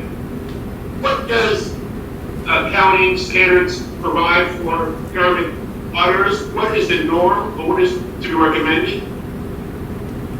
After 7 years, after they had a 5-year contract in 2006 with the 2-year extent options, they exercised. We put it out for bid back then. They won the bid again. They were low bidder, and the board elected to put them back in. I do recognize that they should be changed, or for the sake of it, and I am not against that in the least. And as a matter of fact, I would suggest that if you do allow Bill and Minor to continue for 1 more year, that perhaps even at this meeting, a board member be selected as the chair of a audit selection committee, so we can start the process for the next year. Your Mr. Chair? Yes. I just wanted to state, I understand and I sympathize and empathize with your statements, but I want to, first of all, thank them for the increased minority participation. I believe, Mr. Zielinski, you said from 10 to 15%. I do thank them for that. So also, I just want the board to be cognizant and not just have this germane to our auditing services. When I came on, I'm looking, especially when we receive our updates about several contracts that several individuals have had with this court for 15, 20, 30 years. And I think it also needs to be germane to other things outside of this. And, you know, right now I understand we're in a pandemic, but I also understand too that individuals are knocking at the door just to keep their lights, brick and mortar things going. So we may find a better price, or we may find better services and attractive monetary prices out there. So thank you, Mr. Chair. Thank you. We're going to vote, but just so you know, when the minority participant whom I've known for 20 years called me, he's a friend, I said, hey, Mark, thank you for the reduction in price, and I'm glad they're willing to increase the check that you receive, but I'm not concerned with saving $10,000 or $11,000 relative to the requirement of having a body look over our books that hasn't been done for 17 years. So the goal, my goal is not to save a couple dollars, my goal is to meet my duty. Nonetheless, let's go to the question. I think it's been called, I think it's been a motion made and seconded by Blair and G. All those in favor of approving this, say aye. Aye. Opposed? None, motion carries unanimously 5-0. Now, if you want to add, if you want to appoint a court commissioner to chair this, as Paul suggested, going forward? Is there somebody here that would be willing to do that? Mr. Chair, Yes. I would like to appoint Joseph Anderson. Well, better yet, I'm asking for somebody I'm that. sorry. He was looking for volunteers. No, that's Volunteer? volunteer. No, you got I've been voluntold, I'll accept that challenge. That appointment. All right, you think we need to, I think we, yeah, is there a motion to, let's have a motion to appoint Joseph as the chair of this committee, please? The move. Motion made by Walden, seconded by Enright. All those in favor say aye. Aye. Aye. Opposed? None. Thank you, Joe. Carries 5-0. Thank you, Commissioners. All right, now Paul, thank you for being here today. Let's go to J2, Community Outreach. Is there a brief update? I'll let you present. Hey, good afternoon, Commissioners. During the August 2024 meeting, the board staff requested to revise the policy and mainly to eliminate the limitations of the number of donations per year an organization may request. Attachments have provided the staff recommendations which remove the language regarding the location of the donation, recipients, and the physical locations of the events to provide monetary support. The recommended version also removes the limitation of the maximum donation requested per year. So, I basically, a commission can give up to $500 for all five. Any amount of commissions can give up to $500. Is that correct? Correct. The program allows providing funds for donations $2,000 per year per commissioner, with funds, events, tickets, and tables $1,000 per year per commissioner, totaling $3,000 per commissioner for the outreach purposes. If Catherine gives $500 to Group 1, can Gene also give $500 to Group 1? Yes, sir. Yes, sir. Any questions or comments? Gene, You can repeat it again now? So my focus point is the maximum will still be $500 a year, am I correct? it's $500 per commissioner. But you can give $500. Go ahead, Gene. I didn't hear you. You can give $500, Joe can give $500, and I can give $500, as can Blair and Catherine. Okay. So in essence, there is no maximum amount that one commissioner can get. I'm sorry, Blair. Go on, Blair. Go on. I'll stop. Is there? Are you stopping or no? I'm stopping it. Blair? Made by Blair, seconded by who? Second. Public comment. Thank you. Further questions, Gene? There's a public I comment. guess my question is that, so there's no limit on how much a commissioner can only give $500 to an organization a year. Is that correct? Is that the new rule? The program allows. What? Go ahead, Commissioner. But other commissioners can give also. But for example, Capside, I can give $500 a year to Capside and that's it. And that's the maximum amount and just a one time for me as a commissioner. But then other commissioners can also give an amount. Am I correct? Is that right? Absolutely. That's what you requested last meeting. Okay, thank you. Any further, public comments? Chair Richards, there is a public comment by Gerald Ward on J2. Mr. Ward. Daddy, if you can put the timer, please, thank you. It'll be short. Carol Ward, 2135 Broadway, Riviera Beach.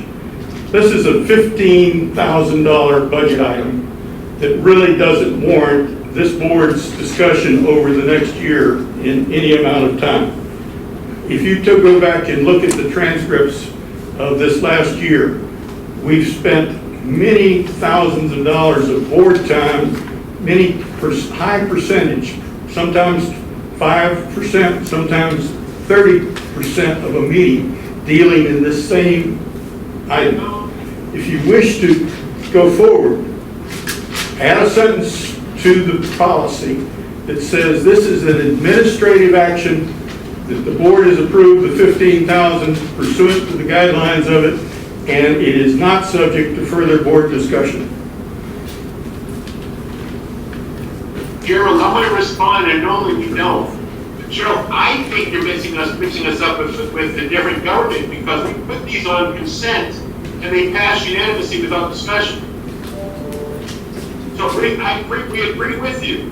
We agree that it should be administratively, pretty much administratively passed. We do that by putting it on consent. However, there's been numerous times it's been pulled off consent for discussion about how we do or do not do the job. And it's something that the executive director needs to discuss with the board member and say, here's the policy. Point well made. Let's not waste time on this. Thank you, sir. All those in favor, please say aye. Aye. Opposed?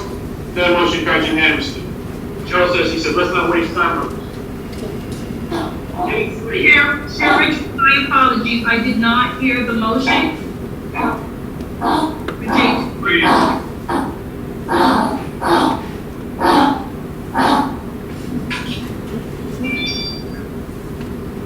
There we go. Is there a motion made, guys? Ladies? Yes, it was a motion made and it was second. I believe so. Joe, by whom? I believe it was Blair, and I second the motion, if Thank you. my memory serves me correctly. Thank you, Joe. Thank you. You're the youngest member, you're the just member. All right, we'll move to J3, M&M asphalt maintenance. Yes, Commissioners, you previously authorized the port engineer to go out for enterprise paving contract bids. We received those bids. We had quite a bit of response. We had 9 bidders. I apologize for an error in the background where I said all county paving is from Deerfield Beach. They're from Delray Beach. They were the low bidder. We've talked about their bid. They're anxious to come out and do this enterprise work for us. We did have 2 other close bids. Atlantic Center Paving and Southhold Paving in West Palm. So I recommend approval to the low bidder, which was M&M Asphalt Maintenance, Inc., doing business as All County Paving. Ma'am, who is our minority involved in this entity, please? If they indicate M&M? I apologize, I don't have that in front of me. And Commissioner, if that's important to you, which I know it is, if you'd like me to come back with this next month, we're not in a terrible rush. They'll hold their price till next month. I recommend we do that, President. I think I recognize the name here, and I think Joan does as well. There's a local entity here, and they're 5% away from these people. So can we do that? Can you bring it back? Certainly. You okay, guys? Joe, Blair? Yes, yes. I thank you. Gene? I'm okay. Thank you for that. And could you give us confirmation and call with a little bit more detail on each one of these companies, okay? Yeah, what is actually River Beach based? I see that name. So next month, Blair. Right, it doesn't make any difference where they're based. We just want a little bit more information, that's all. I'll give you more information on all 3 of the lowest bidders. Thank you. Is there a motion to, so next month's agenda? Yes, Mr. Chair, I just wanted to interject if I may. Yes. I just wanted to ask, normally during the procurement phase or the RFP or RFQ, request for proposal or request for qualifications, is there anything that speaks to certain point-based or certain references if you're local? Do we have that in any of our bids or any of our RFPs, RFQs? Does our procurement code provide extra points for local-based businesses? Well, Joe, they're all local. Delray Beach, Riviera Beach. Is that your question, sir? Well, when I say local, I mean within the city that we're currently in, which is city of Riviera Beach. If you'd like, I can speak to that. Okay. This was an ITB, an invitation to bid.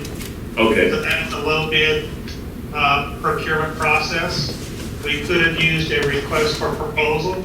In all of our requests for proposal, there is a ranking system, and local preference shows up as more points available from local centered business versus a business outside of the area. Ronald, question.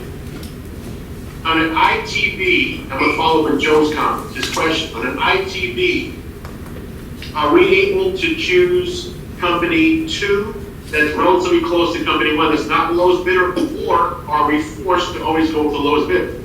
ITB is bid. Well, if it's bid, we don't have to come back, right? Right, that's true. Yeah. Yeah. All right, guys, ladies, this ITB, and we must take the lowest, let's keep it moving. That's different. Okay. I'm in agreement with you, Mr. Chair.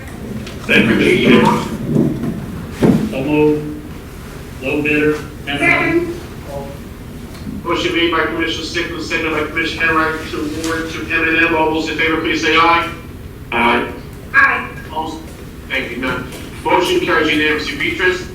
I just want to make a clarification that this item will not be brought back in the October meeting. Thank you, B. Good point. So Joe and everyone, we need to be cognizant when we're approving RFPs, ITBs, we need to keep that in mind. Right. Thank you. Thank you. J4.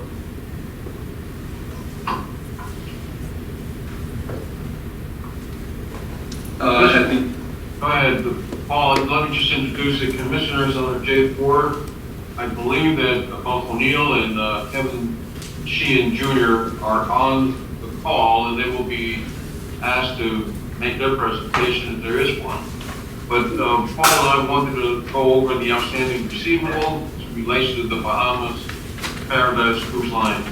So with that, Paul, if you can set it up for discussion. just a little bit of background at the July 16th meeting. The First Amendment to the multi-vessel lease and operating agreement was approved by the board.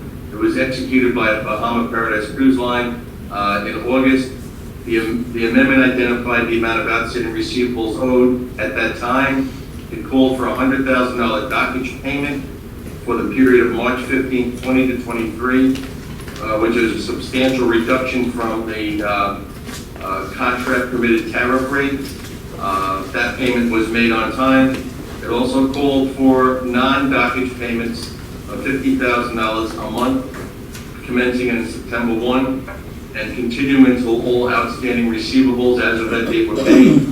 What did receive this on September 3rd, we did receive it. As we move forward, though, we found that on September 11th, what we thought was going to be continued, we received a proposal, an email from Bahama Paradise Cruise Line, changing some of the circumstances, so we need to go back and take a look at it. If you can move to the next slide.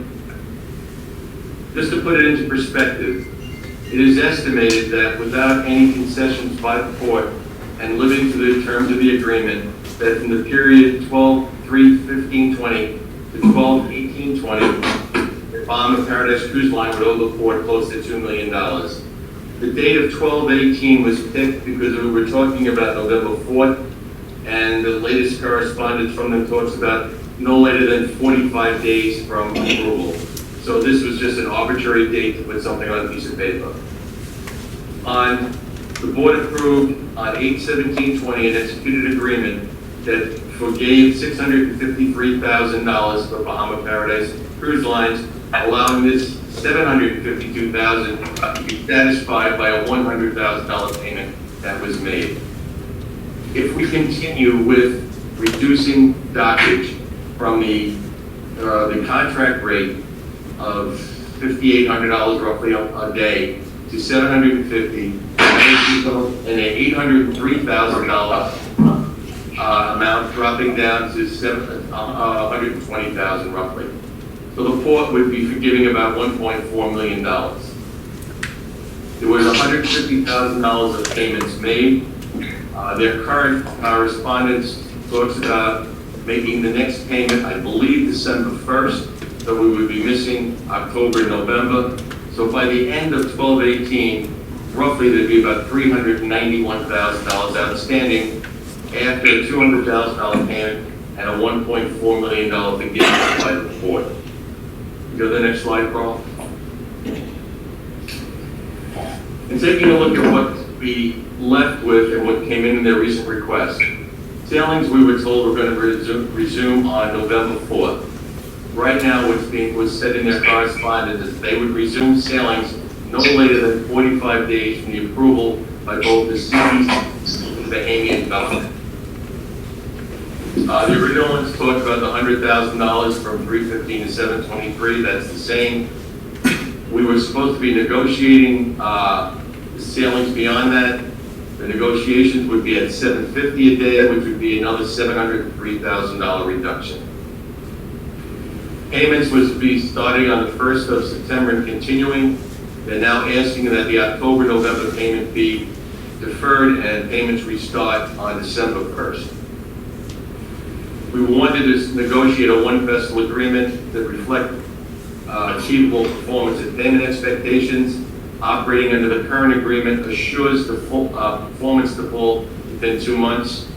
They're now looking that we just keep the current contract and waive the performance minimums until January 31st. And lastly, the port has informed Bahama Paradise Cruise Line that the VIP lounge is not going to be part of the cruise terminal and will move to a third party by the port as office space. This is going to assist us in covering some of the port's revenue shortfall. BPL objects and would like to keep this as part of their use on a rent-free commencement of sailings. Commissioners, that's the current standing of where we are. Okay, well? Would you keep that back up though, Manny, when we talk? Carl Baker. Okay, thanks. So Manny, what are you asking us to do, Manny? Well, Commissioners, what I like to, before I make my recommendation, I know that we have O'Neill, I can see him. Perhaps he would like to make a presentation or have any comments regarding this, please. I'm asking if the board would allow O'Neill to make any comments. Absolutely, please. Welcome, O'Neill. Welcome. Thank you, Manny, and thank you, Commissioners. First of all, I think it's getting a regular habit of getting in front of you. Not that I don't like seeing you, but I would rather not see you in a conference all the time. But the circumstances remain challenging. A few things that I want to mention. First of all, thank you for supporting us for so long. But a few things from our side is that we continue to push forward on not only staying afloat, but closing on our financing, which I have been saying that for 3-4 months. But circumstances are continuously changing for anyone to pull the trigger. But what's the effect of that is we continue to fund the business out of our meager resources, and we have managed to stay afloat for a long time. Just to put things in perspective, even though it's probably not relevant from your perspective, we haven't cruised since March, and to have these ships still staying there, unlike big corporate cruise lines who raise tens of billions of dollars to stay afloat. A small family business is struggling but still staying afloat because we believe in what we are doing. Having said that, we do believe that CDC is probably not going to extend the no-sail order. That's at least our thinking. In which case, we probably would be the first ones to go back. And to say 45 days after CDC has allowed us to cruise is actually just allowed us time. In reality, we would want to probably get going as soon as we smell that we can go, because we still continue to have some bookings from the past that are ready to go on the ship, and our booking window is very short. So we do not anticipate that we need too much time to ramp up, unlike other major cruise lines. So that's a positive for us if CDC does not really extend the order, and that 45 days is just to be safe, so that we are under no pressure to just get going simply because CDC says go, and we are not getting our product up to speed. Number two, on the concessions, yes, we greatly appreciate that. But I only want to say one thing, to put it in perspective. This is relative to almost no dockage that other major cruise lines have been kind of, provided with their major ports. Again, not to compare things, but we are your regular tenant. We have been there for years. So we are doing whatever we can to make sure that we are at least paying for something, and that's why we appreciate the waiver. But the waiver of these two payments would allow us to keep our ships afloat, even if our financing gets delayed beyond 20, 30, 40 days, because it's all money coming from our pocket to keep the ships afloat. That's the background to that. VIP Lounge, some of you are aware of our strategic options. And the reason why we said, please don't make a decision on that now, is that part is a very critical part of our guest experience going forward. I don't know if your lease is for short-term or long-term. I think it would be long-term. So our request was maybe to say that that part is going to be a very critical part of our new version after COVID. And at that stage, it's not only us who will feel the pinch, but even from the port and terminal perspective, we may think that it was probably not worth leasing it out. And I'm also open to talking about a rent for that place if and when we get going, if that is the objective. So right now the request was to just hold on for maybe at least a month or two, so that if we get there, we make it up to you anyway, and we can discuss that. But if some common arrangement is agreed now, we may not have a possibility to even talk about it in a month or two. Kevin, did you want to say anything as well, or did O'Neill cover it? Kevin. Hey, welcome. Hello, everybody. Nice to be able to see you all again. No, Neil covered all the points. I don't think we need to reemphasize how challenging this environment is. We're all moving through it in our own way. But critically, it's important for us, especially when the CDC does lift the order, that we're able to implement all the proper safety and health protocols necessary to take passengers. So that is going to take some time and some money. So as best we can be prepared for that, that's important. But everything else was covered by Leo. Thank you very much. You're welcome. Thank you. Mr. O'Meara. Well, I have a question for both Mr. Sheehan and Mr. Osha.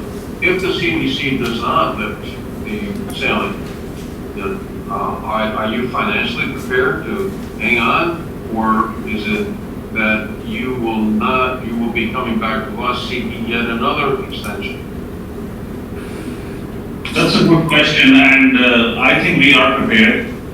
And why I say we are prepared is, even if CDC does not lift the no-sail order, I have no reason to believe that we haven't found a financial solution by then, which means our financing. And why I say that is because with every passing day, the world seems to be getting to a little better position. The air traffic is up tremendously. More and more places are opening. So from a lender's perspective and people who are in the financing world, they are kind of getting a little more comfortable about the future of businesses and lending. And I have no reason to believe that we would have not found a financial or closed on a financial arrangement that we're working on by then. Do I have a guarantee? No. Are we doing whatever it takes to stay afloat? We have till now, and I don't see a reason why we would not do that, even if it extends beyond October, because when is it going to come back? December, January, February? I personally believe the worst is behind us unless something surprises us. Between our own ability and the financing coming through, I believe we are ready to take that pull at our head again. If CDC says you cannot start in October or you will start in November or December. I just finished a meeting with all of my colleagues in the state of Florida. They're all board directors. Most of them, as you can imagine, are in Canaveral, Jacksonville, Miami, Everglades, and their story, or at least what they're hearing, it's not a very pretty one. They're looking at possibly March starting. So that's a big tall order for companies such as yours. And bear with me. So, I sit back there and I'm presenting a budget in the next, we're presenting a budget in a couple of agenda items. And, we have to earn money. It's as simple as that. And the money that we're not earning, well, it's said we're just pushing it down the road. And from my perspective, I think the right thing to do here is for the Bahamas Paradise Cruise Line to continue paying as it was already agreed to. And this idea of continuing pushing it out is just not going to help the port. If we're talking about 50,000, well, you have to tack on additional dockage, and you also have to tack on the potential of money that we're not making on that berth. We have had some people, and it's not cruise lines, but we have had people talking to us and asking, when can we use one of your berths? And for us, it's always, well, we're looking into it, and we're looking into it. We now have a potential of a real good moneymaker, and it's a decision that we have to make. This moneymaker will be here a long term. Unfortunately, cannot fit anywhere else in the port. Trying extremely hard to make it fit somewhere else in the port. But right now, Neil and Kevin, you're asking the board, you're asking via me to continue to expand this payment schedule. And the question is going to be, until when? Well, what guarantees do we have that until December, they're going to be asking for maybe February? In the meantime, we continue to approve the dockage. And evidently, the dockage rate that we can charge right now is in our tariff. That's a whopping $5,800. That should be a part of this conversation. The board has got to agree on what dockage to charge between July 24th through the current potential sailing date. I obviously, like you, I wish it was different, but it's not. We have to face facts. We need money just as much as you. And I think that you would agree with me that there is enough of forgiveness of almost $1.4 million from the port. And gentlemen, we're almost asking for additional forgiveness. And I must come to the board and make a recommendation that we need to start getting money from your line. And I need to know when we start expecting, at least my recommendation to the board would be, we must have a deadline as to when we can start expecting money to go. Hey, man. Eddie, there's currently an agreement that they're to pay us a reduced amount of $50,000 per month. Is that correct? That is correct. So that's in place and will remain in place unless the board decides to modify it. That's number one. Number two, there is not an agreement with regard to dockage from 6 weeks ago going forward. Is that correct? That is correct. And why has the board and Bahamas Partners Cruise Line not been able to reach an agreement vis-a-vis for dockage? Well, Commissioners, during our last board meeting, you recall, we did not pin it down. I think, this is me thinking, the inference was, oh, we will be charging them the exact amount that has been charged before, $750 a day. Okay. Now, as I said, at this given time, we have no agreement. There isn't anything in the contract. So the only authority that we have is the tariff. And that's a whopping $5,800. So at the very minimum, we need to get that settled as to how much we're going to be charging them on a daily basis. If I may, Gene is up. Gene wants to talk. Gene and then Blair. Well, I would like to see them, Mr. O'Neill, go on and sign an agreement with us so we can stop charging you the tariff for the $750 a day. And I think that would be in your best interest, in our best interest, because when you pay $5,800, that's a whole lot of money. $750, if you calculate $750 from July, when, Mr. Mayor, from July, October, July 24th. $30 an hour, it comes out to what? Some of those, you have 48,000 to 55,000. I think it's fair because they will be paying what we normally would be paying ourselves, right? I don't have a problem with that, and I would hope that they would sign that agreement so we would not continue with the deal for $5,800. That's what I'd like to see.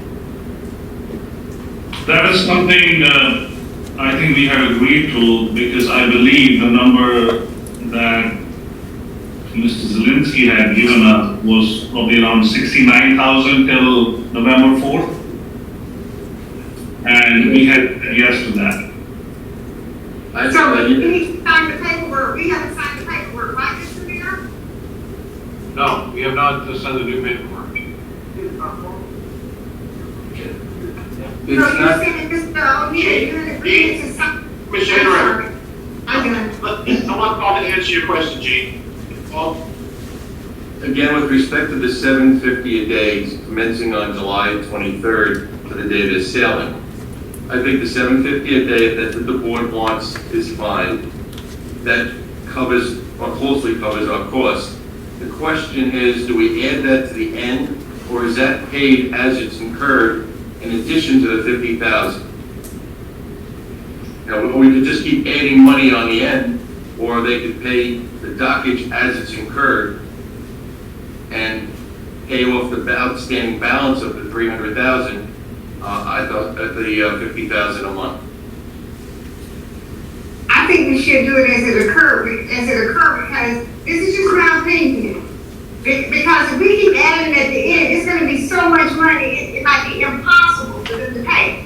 But if you do it along the way, then we can chop it off. And now we just said, what, $47,000 just from July to now. So we can get the $40,000, then we can, we sign a contract, we can go forward with the $7,800 a day.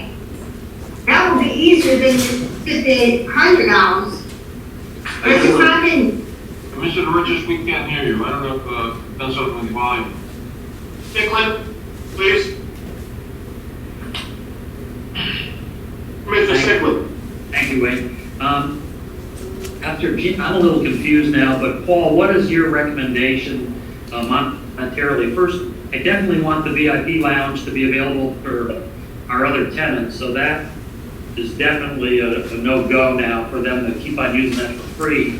But what is your projection, and what would you like to see us pass to that? We can't, we're not a nonprofit port, so we obviously have to start getting some income here.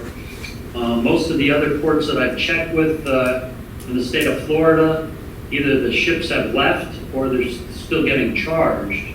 So if you can just explain to me now after Commissioner Enright talked, I'm just wondering what is your number that we're looking for that we can basically approve? First of all, the board does need to pass something today. Otherwise, I close the books out at the end of this month and I'm obligated at that higher figure, which nobody wants. I do agree with the $750 a day. We calculated that back 2 months ago that cost just breaks us even what it takes to keep the cruise terminal. My suggestion would be is that we adhere to the current agreement, which is $50,000 a month, which would be paying off the past debt that was owed as of July 23rd. That charges from July 24th on be paid by the cruise line as they're incurred and be kept current. Monthly basis. Excuse me? On a monthly basis. On a monthly basis. Now, it's not just dockage. There's incidental charges that go in it. There's the rent that's owed. There's water. So it would be all charges be kept current. Who already? Well, I just want to I would like to get, O'Neill's opinion on whether that's actually viable if we go with what Paul just said.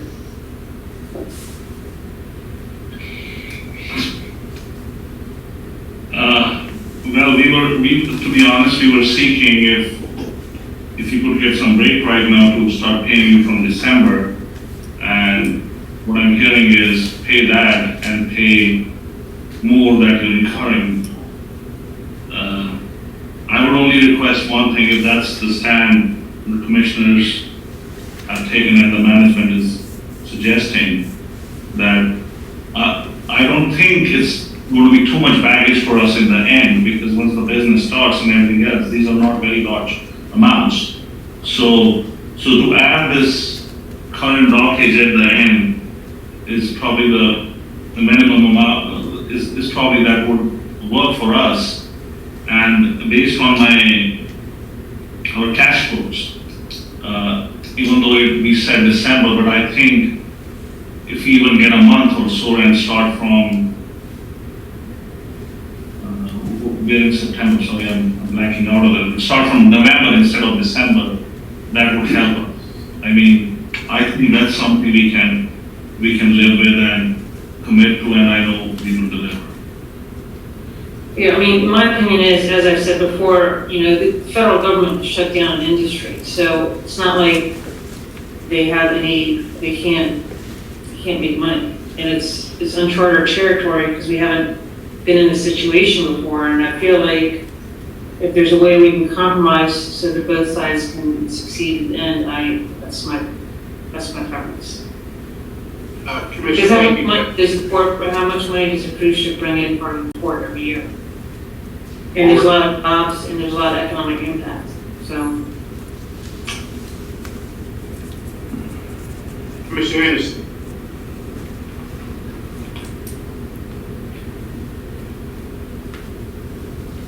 You're on mute, Commissioner. Thank you, Mr. Chair. The current tenant for the VIP lounge, do you have any particulars to what that will generate? Yes, I believe that based on some preliminary numbers, we're looking at about $70,000 to $75,000. A year? A year. Okay. Second of all, is there a succession plan if and all that the ship is not successful? Do we currently have anything rock solid and want to replace or anything of that nature, or any of those talks have been transpired? Has that anything like that has happened? Commissioner, companies that we have reached out to, or they have reached out to us, there are 2 viable, should we call it, replacements. But that's basically not, I wouldn't want that to happen. Yeah, and this is the reason why I premise those questions. As you know, I have been the most vocal, last meeting, but I also understand you don't want to throw the baby out with the bathwater. And I look at when and if they're able to get back up and running. I look at the wharfage, the darkish, the parking, the tourism, the synergy and the energy, especially with the Broadway corridor renovation and revitalization. So I understand that we are, in like my previous comments from my previous commissioner, Captain Waldron, I sympathize and empathize, but I understand you also, they're not a nonprofit organization. So I do want to give them the ability to make it. So I would be amenable to pushing this out for one last time in order to, hopefully get past the CDC regulations and et cetera. But I do want to give them an opportunity because I understand the importance that they bring to the table and bring to this region. And my only premise is I know they are probably, once they get over the hurdle and the CDC relaxes its deadlines, I believe people are more opted to take a 3-day cruise versus a 7 or 14 once everything gets to start. And I don't think, based on my conversations and based on my talking around, that there are any smaller ships that can fit within our berth or our slip. So I, am willing to give them one last crack at it. Thank you, Mr. Chair. Joe, you're saying, I'm going to speak next to you. So Joe, you're saying until November. I've thought about this quite a bit. Some of us are landlords, we own property and we have tenants. And I've been reading about the landlords and the tenants in Manhattan. And a common theme is it's important for the owner or the landlord to negotiate something with the tenant so they can survive. This is a pandemic, and you have to modify. You have to be willing to bend so that you can help. Hopefully, you can save your tenant's operation. I believe we've done that. I believe we have bended. And I remember Gene came up with $750. She and the staff came up with $750 per day, which I thought was very reasonable. Also, the cruise line agreed to pay a reduced rate of $50,000 per month.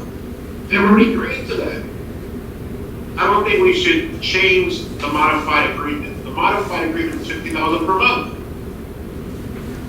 If you're going to have an ongoing enterprise, you have to find a way to survive, especially when your landlord is working with you and bending over backwards. You can't simply put it all on the landlord. I think we have cut our rates significantly. All of the passenger minimums are gone. We know that. It wouldn't be fair to ever suggest the minimum should be in place. So that's off the table without even asking. We're now down to $50,000 per month towards the arrearage. They already owe us that. They agreed to pay it. Let's not modify that. That's number one. Number two is, do we stay with the $750 per month, or do we defer it to November or December? I'm with either they pay it now, or worst case, November is Joe's. That's Joe's work to do. So I think that's where we are. How do you want to handle the $50,000 per month? Let's focus on that first, guys. Let's focus on the $50,000 per month. Gene, Blair, that's it. $50,000. What do you want to do with the $50,000 per month? I think they should pass $50,000 because that's an agreement, and you take them one by one. I would like to see them pass it $50,000 a month with the agreement, and then for them to sign another agreement for the $750 then. Stay on the $50,000 for a month, please. $50,000, I think they should pay us. Blair? Yeah, they need to pay what we agreed to. They can't come back every month and keep on changing things, so I agree with the $50,000 a month. That's more than understanding what we've done for them, I believe.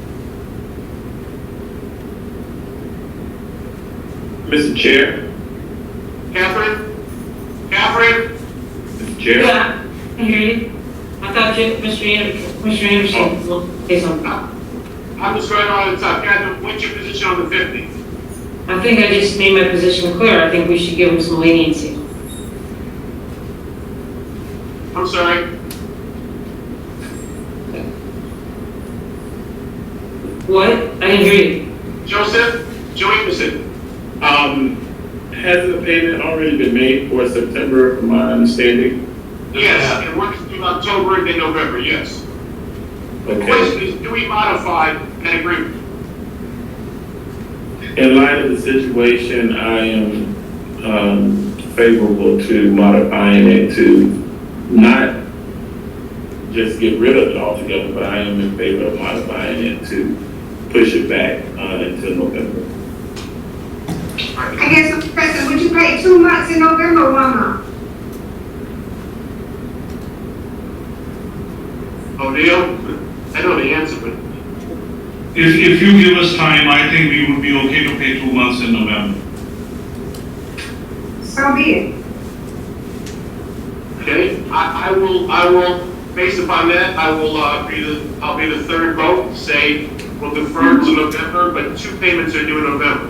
So however staff needs to, Manny, November when? When in November? when do they do? Is it first? What day of the month?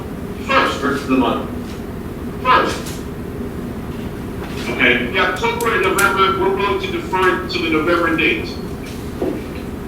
Paul? I do need the board to decide if they vote on continuing the dockage at $7.50 a day. I think we should, but they need to sign the contract. I think that's the better way to go because I don't see them coming up with those $5,800. Let's get real. So I would like to sign the contract if they go Well, hear you. Chair Richards, we're unable to hear you. I see you speaking, but we're unable to hear what you're saying. I'm sorry, can you hear me? Marilyn, Gene, when would they pay the $750? Would it be consistent with the current agreement? yes, $750. They need to go and pay the back payments from July. How much? $40,000 or whatever, and then we will start paying as we go. So it comes out to what? Someone said $40,000. That's cheaper than $5,800. $750 a day. But they need to sign an agreement that they're going to do it. We have no agreement. Okay, Blair, how do you want to handle the $750 per day? We should leave it, that's what our staff, Paul, I believe that's what you're recommending, the $750. So I think we need to get that signed and the, if the board wants to defer it, I'm against it, but, I'll live with it. So that means basically we won't be getting any money. Let me finish talking, please. So we won't be getting any compensation till sometime in November, is that what we're voting on? It depends on how we handle the second item, Blair. Hold up, Catherine and Joe, what are your positions? Catherine and Joe. Joe, go ahead. Catherine's thinking.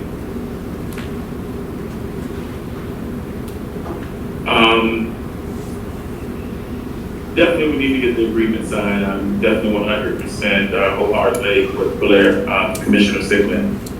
I'm amenable to, I know that I'm amenable to this point.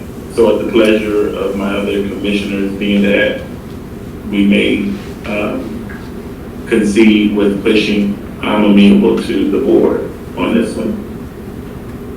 But I definitely think.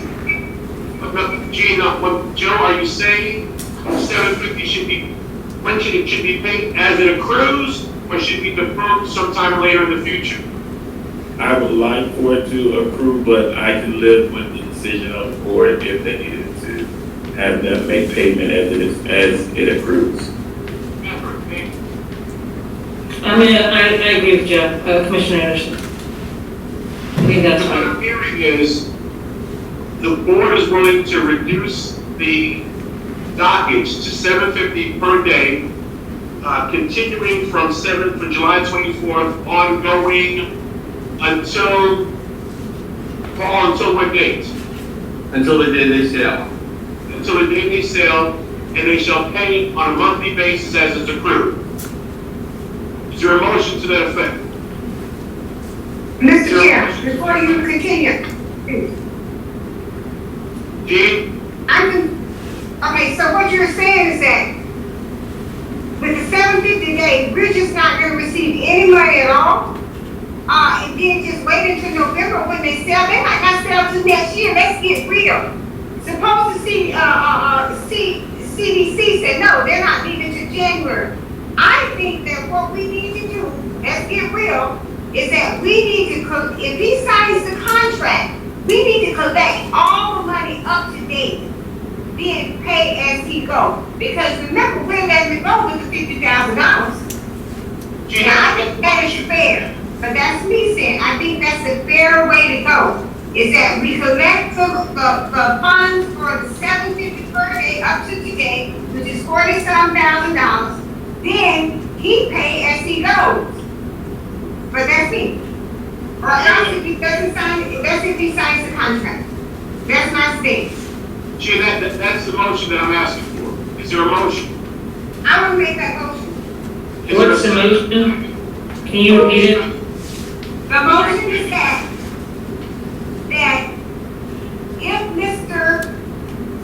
if the cruise line signs the agreement for $750 a day, that they will pay us what they owe us up to today, which is the $47,000. And then they pay $750 as they go. Is there a second to that motion?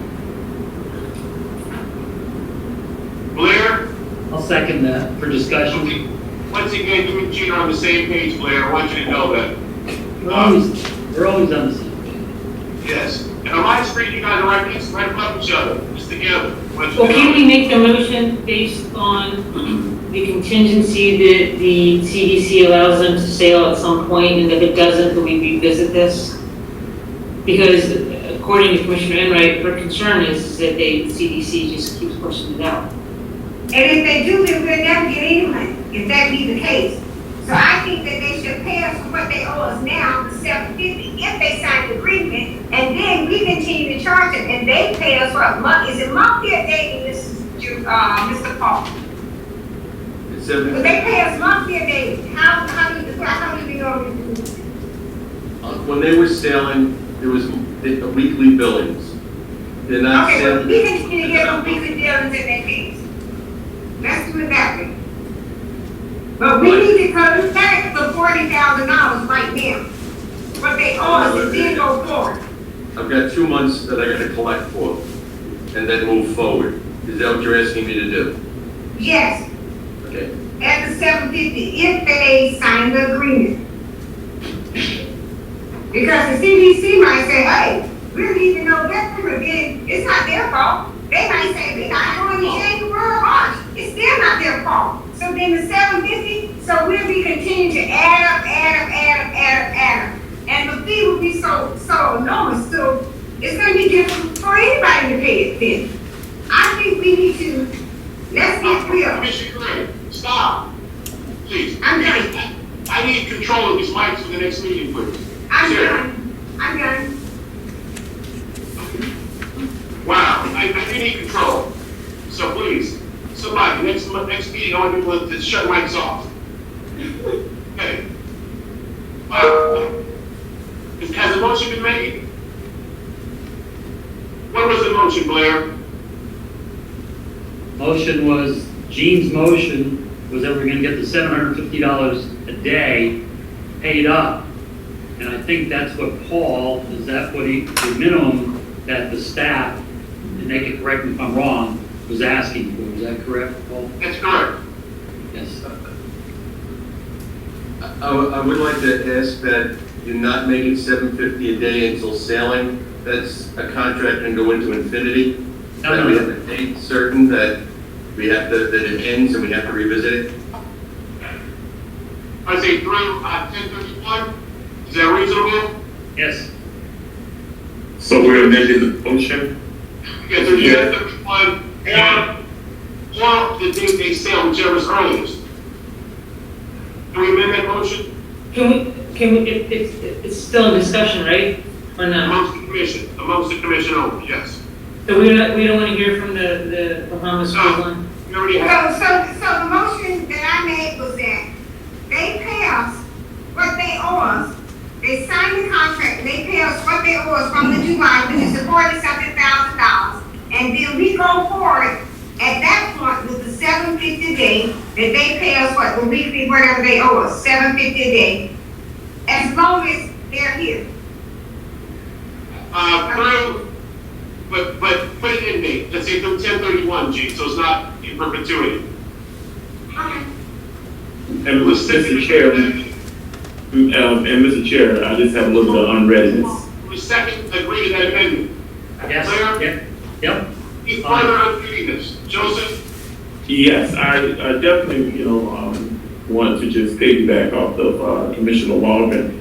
I would like to hear from them just one last time, if you can indulge, and to see, because I don't want to make anything that, just is not achievable, not, any ill will towards staff or anyone else on the call, but I just wanted to hear from them just on that point alone, if you may indulge us. Mr. Chair. The only request I have is that as we agreed to 2 payments in November, I know that's not what you want, Commissioner Enright, but it would help us that this payment of 40,000 or 60,000, whatever it gets to that day, is also added to the payment of 1st of November. Because my problem is not the amount. My problem is to survive till I close on the financing. So I'm in the same position if I continue my bleed on a daily basis. So I just need that time. And we are totally fine with if that payment is also due on November 1st. So my question. If you don't want to add too much, I'm sorry, but we are requesting for that, and that's our humble request.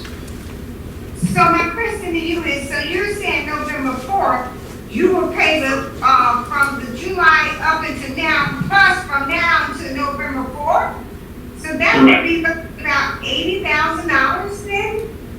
That's absolutely correct, because by that time, we are very, very confident that we have found our financial solution, and paying 80,000 or 100,000 or 150 or 200,000 would be okay for us, rather than now when we are in the stages of spending money on legal bills with the lawyers for a closing and everything else with nothing coming in.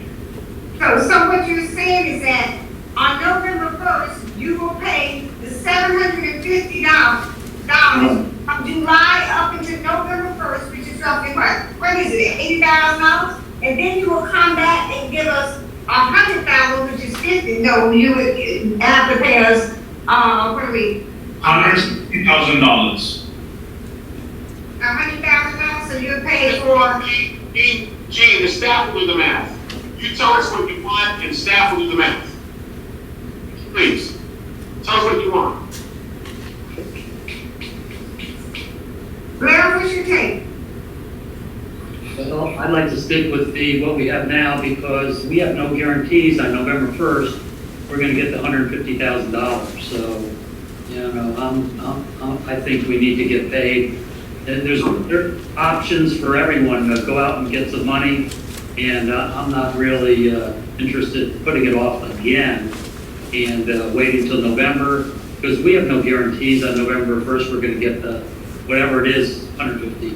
So I'd rather just see it. That's my. I'm going to call the question. Beatrice, would you read the question over, please? The motion. Commissioner, I've been trying to keep track, but the motion, it keeps continuing to change, so at this point, I cannot give you a clear motion. The board will reduce its dockage to $750 per day from July 24th through 10/31, and that the cruise line shall become current on the $750 per day, 7/24 through today, and then we will bill for standard practice thereafter. That's the motion. That's correct. All right, all those in favor of said motion, please say aye. Public comment. Aye. Aye. Opposed? I'm opposed. Roll, John, did you vote? No. And I say yes, motion carries 3-2. Public comment never heard. Beatrice? Here, Richard, you have a public comment from Gerald Ward on this item. Good afternoon again, or good evening, Carroll Board, 2135 Broadway, Riviera Beach. I would tell you that I totally am in support of not giving an extension for any of the 50,000. You heard the same arguments in the summer when you came up with the $50,000 starting the 1st of September, I guess it was. We have been here since December of 1965. It was latter 1970s, the city of Riviera Beach first and the port came up with, we need cruise ships. Cruise to nowhere from the city, sometimes nowhere from the port, sometimes what we have today. I will tell you that you cannot continue to be a giving landlord. And I was most impressed that you have a tariff of 5,000 something per day for this ship in slip number 3, which is now number 1. A major part of the berthage of this port. You've got to come back to financial responsibility for the port. The backup for this was nil as usual, typical. You don't have the evidence whether they've had other financial obligation benefits from state and federal. But really, let's look at the future. I think it's about time you quit being in the cruise business and get into the ferry business. You had a gentleman from the staff that I do not know, but he may be the new marketing man. And I will tell you that a reanalysis of this port's revenue centers for passenger traffic needs to occur and see if there isn't a real benefit for ferry traffic, more than one. Obviously, you have Grand Bahama that is certainly could be a very viable operation. And it's also very good for the city of Riviera Beach, Commissioner Anderson, in terms of throughput of traffic and people that would be employed to support ferry operations. So let's get the staff working on a new model for Riviera Beach, Port of Palm Beach, and not continuing the cruise ship, which has been this same argument day after day for 40 years. Mr. Ward, thank you. We'll now move, and clearly, before we move on, O'Neill and Kevin, we understand there's probably there's nobody coming in. O'Neill's thinking, where the heck am I going to get this? If Ben's over, we will continue to bend over, we'll continue to work with you. You have to get something, and that's what this board is voting. So we wish you much success, and we will continue to work with you. We're going to go to K1. Mr. Chair? Moving on to annual budgets. Mr. Chair? Yes, Jean? I have a question. Did we address the lounge? Or we took care of that? It's not currently leased. Am I correct, Manny? That is correct, it's not. So I don't think action's needed. Is action needed? No. No, it's not leased. If you want to lease it, you can lease it. Okay, thank you. Mr. Chair, may I have one quick question for clarification? November, the dockage, we understand. What about payment? Are we to receive $50,000 in November, or are we to receive $100,000 in November? That's what we said. Yeah. Good. And Paul's going to send a bill out for the $750 per day from July 24th through today's date, and whatever the normal time period for payment is what he will put in, I assume. All right, thank you guys and ladies. New business, K1. K1 is the budget for the coming year. We had our budget workshop. I did not receive any changes from the commissioner. Carl, if you go to the next one.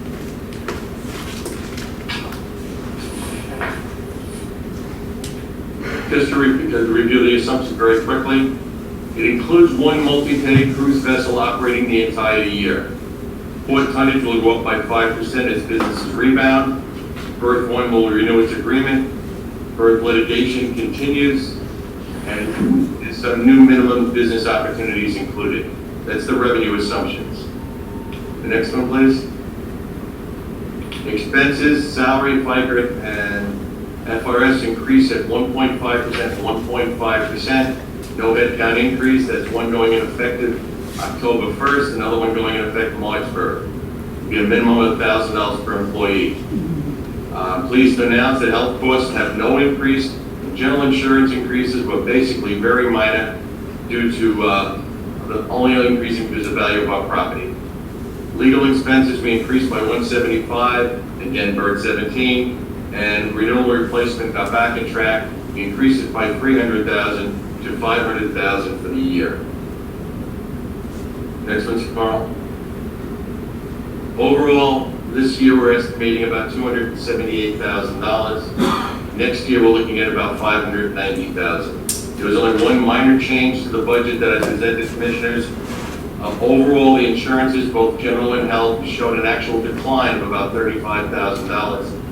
What I did with the $35,000, I established a reserve for disposition of assets, which we have every year. So that kept the $590 basically consistent with what you saw.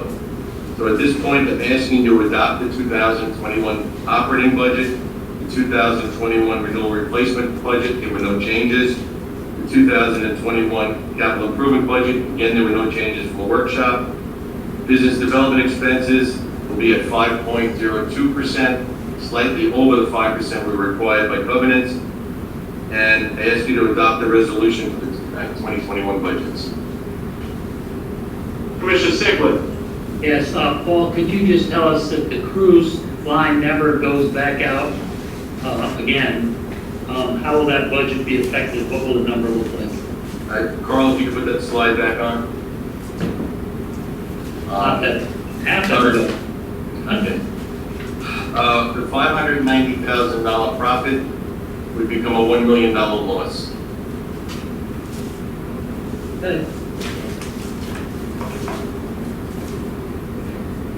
Paul, cash flow wise, we're still in the black from a cash flow perspective, but not from a below the line perspective. If that were to turn to a $1 million loss, after we got done paying our debt payments, principal payments, there would still be a positive cash flow to the board. So, Mr. Chair? Yes. So my question is, should we adopt the budget without the ship? Or with the ship? I mean, we don't know. Or if there's a hurricane that occurs. So if we adopt this budget, we're adopting it saying that we're going to get the $1 million. So it might be better if we adopted it, hey, say we're not gonna get it. What would be best, what's the best thing, Paul, we should do? What's your recommendation? Personally, if I could, I would suggest we adopt the budget with the cruise ship. It shows a sign of faith that they're going to make it. And in the event, if it does not happen, there's an opportunity for other opportunities on that berth that could compensate for some of that. And if it's necessary, somewhere about March, I can do a reforecast. Okay. Any other commissioners? I'll make a motion we accept the 2021 budget. That's a good accept.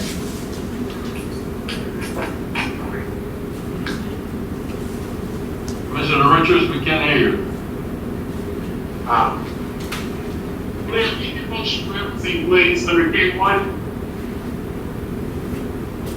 Make the motion for everything under K1, please. Correct. Public comment. Strickland? Go ahead, Commissioner.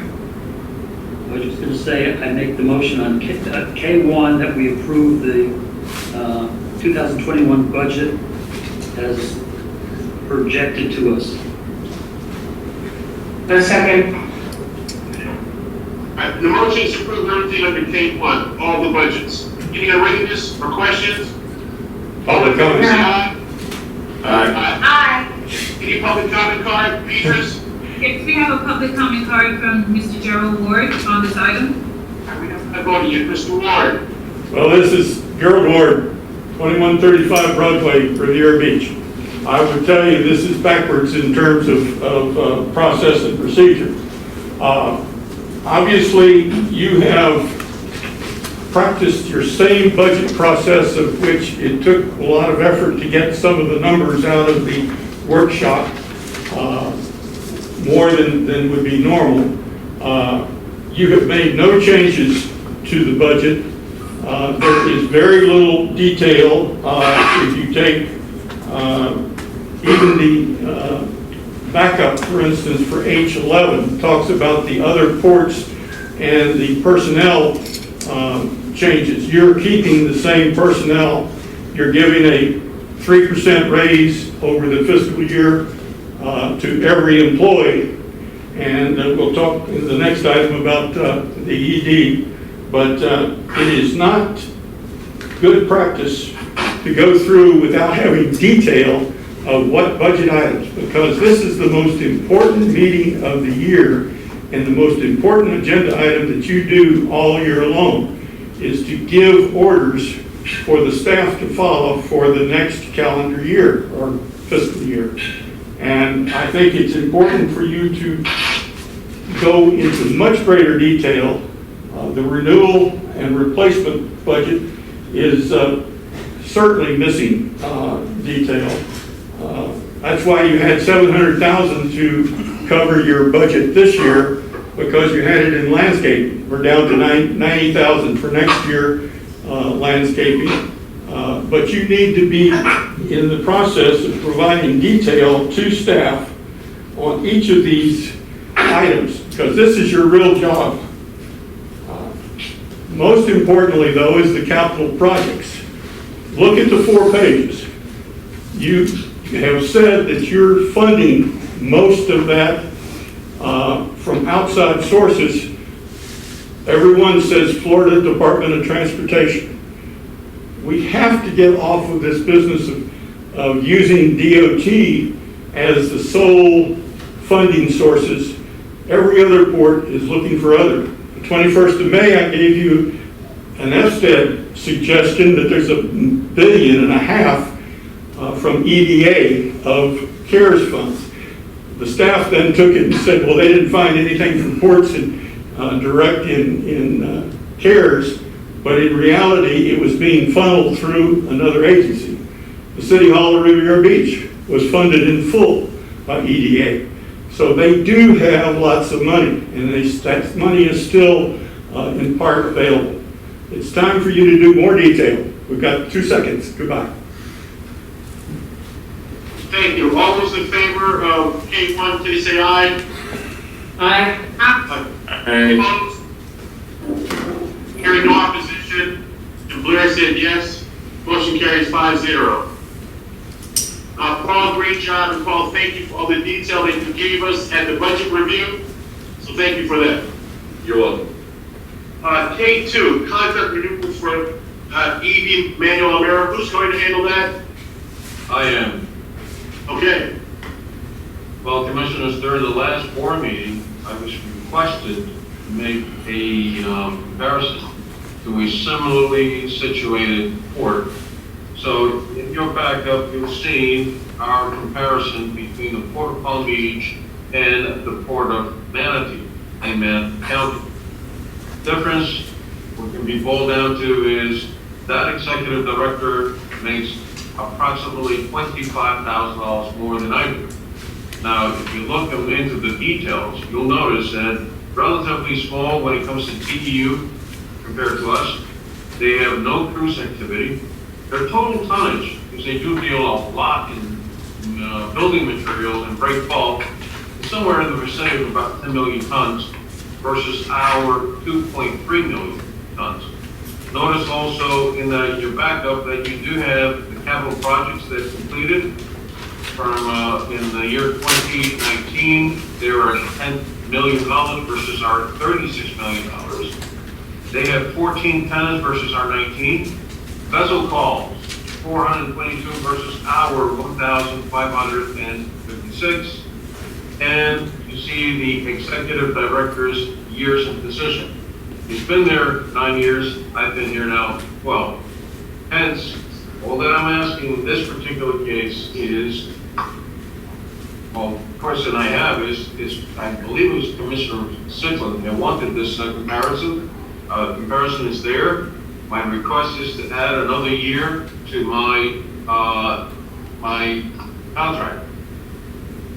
You recall also that the evaluation was in fact discussed during our last board meeting, and in the aforementioned of the previous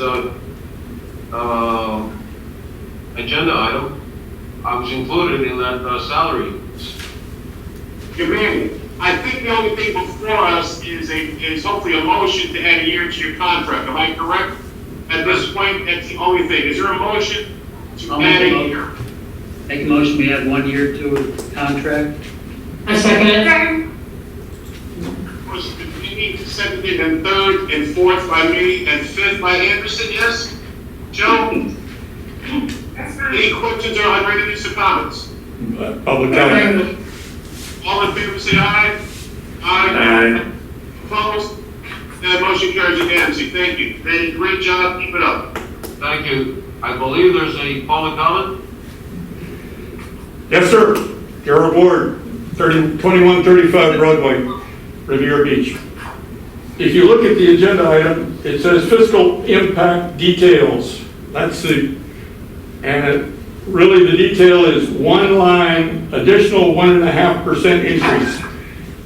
You've approved on the previous agenda item a 3% increase for all employees over the fiscal year. Are you saying under that item that you're also increasing his salary 4.5% effectively? If that needs to be very clear, but your motion was very limited, so since you took the motion before public comment, then I think that the agenda item K2 doesn't, line that I just recited doesn't apply.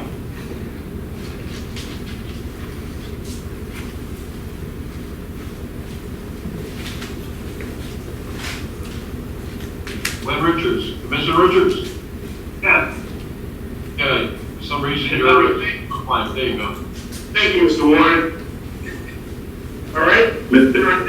Chair, I just have one quick, could we look, from my understanding, can we just get clarification for Mr. Ward's comments, and as well as can we be cognizant to have public comments prior to us calling the vote? Okay, thank you, Mr. Chair. Actually, yes. If we were in a meeting, you just would throw something at me so I would see her, but it's difficult. I apologize. B, tell me up front, is water the next one as well? Yes, we have one for K5, and we also have another one for L, which is public comments all the way at the end, sir. I'm going to follow with every one, right? So I don't get in trouble. I've known Warren for about 20-something years, and he knows where I live. All right? So yes, Mr. Anderson. Joe, do we need to answer the first part?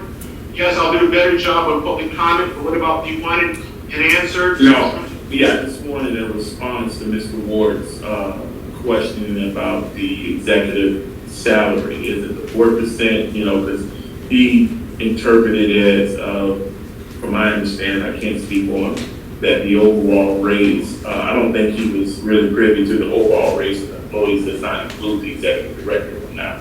It does. It does, but it doesn't. They're the same, but it doesn't, also include an additional.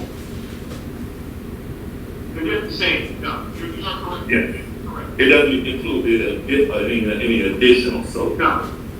Okay. All right, we're going to keep it moving with. So to clarify, we only added a year's salary, and he still gets the 3% that we voted on at the last meeting. Am I correct?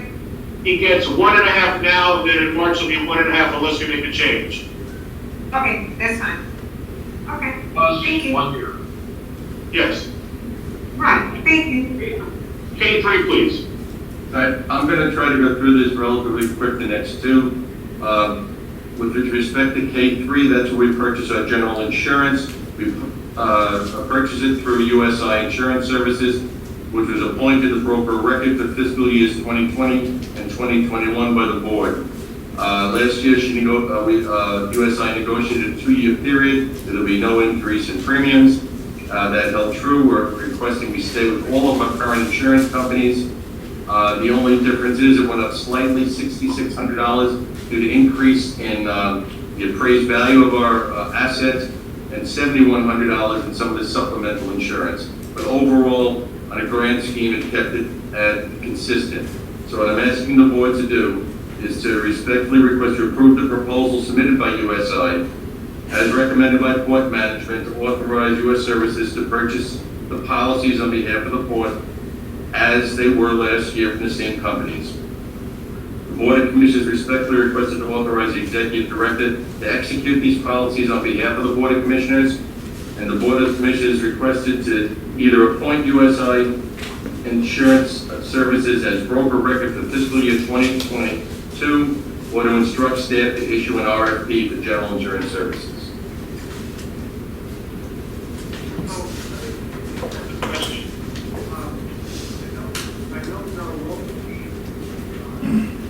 Thinking about Mr. Tommy earlier, that you would everybody helping us. It goes back to Wells Fargo before I got here, so it's been with the same company. Here, Richard, we can hardly hear you, sir. On K3, is there a motion to approve K3, all 3 items? So moved. Yes. Second. Motion made by Commissioner Sickland, seconded by Commissioner Enright. Any unreadiness? All those in favor, please say aye. Aye. Opposed? None. Motion carries unanimously. Thank you. Commissioner, on the item, the third item, are you saying that we're going to reappoint USI for 2022? We approve all 3 items of the K3, yes. Yes. All right, thank you. K4, group health insurance. Group health insurance, this is... Hold on, interest in their public comment card? No, sir, there's no public comment card on K3 or K4. Thank you, sorry.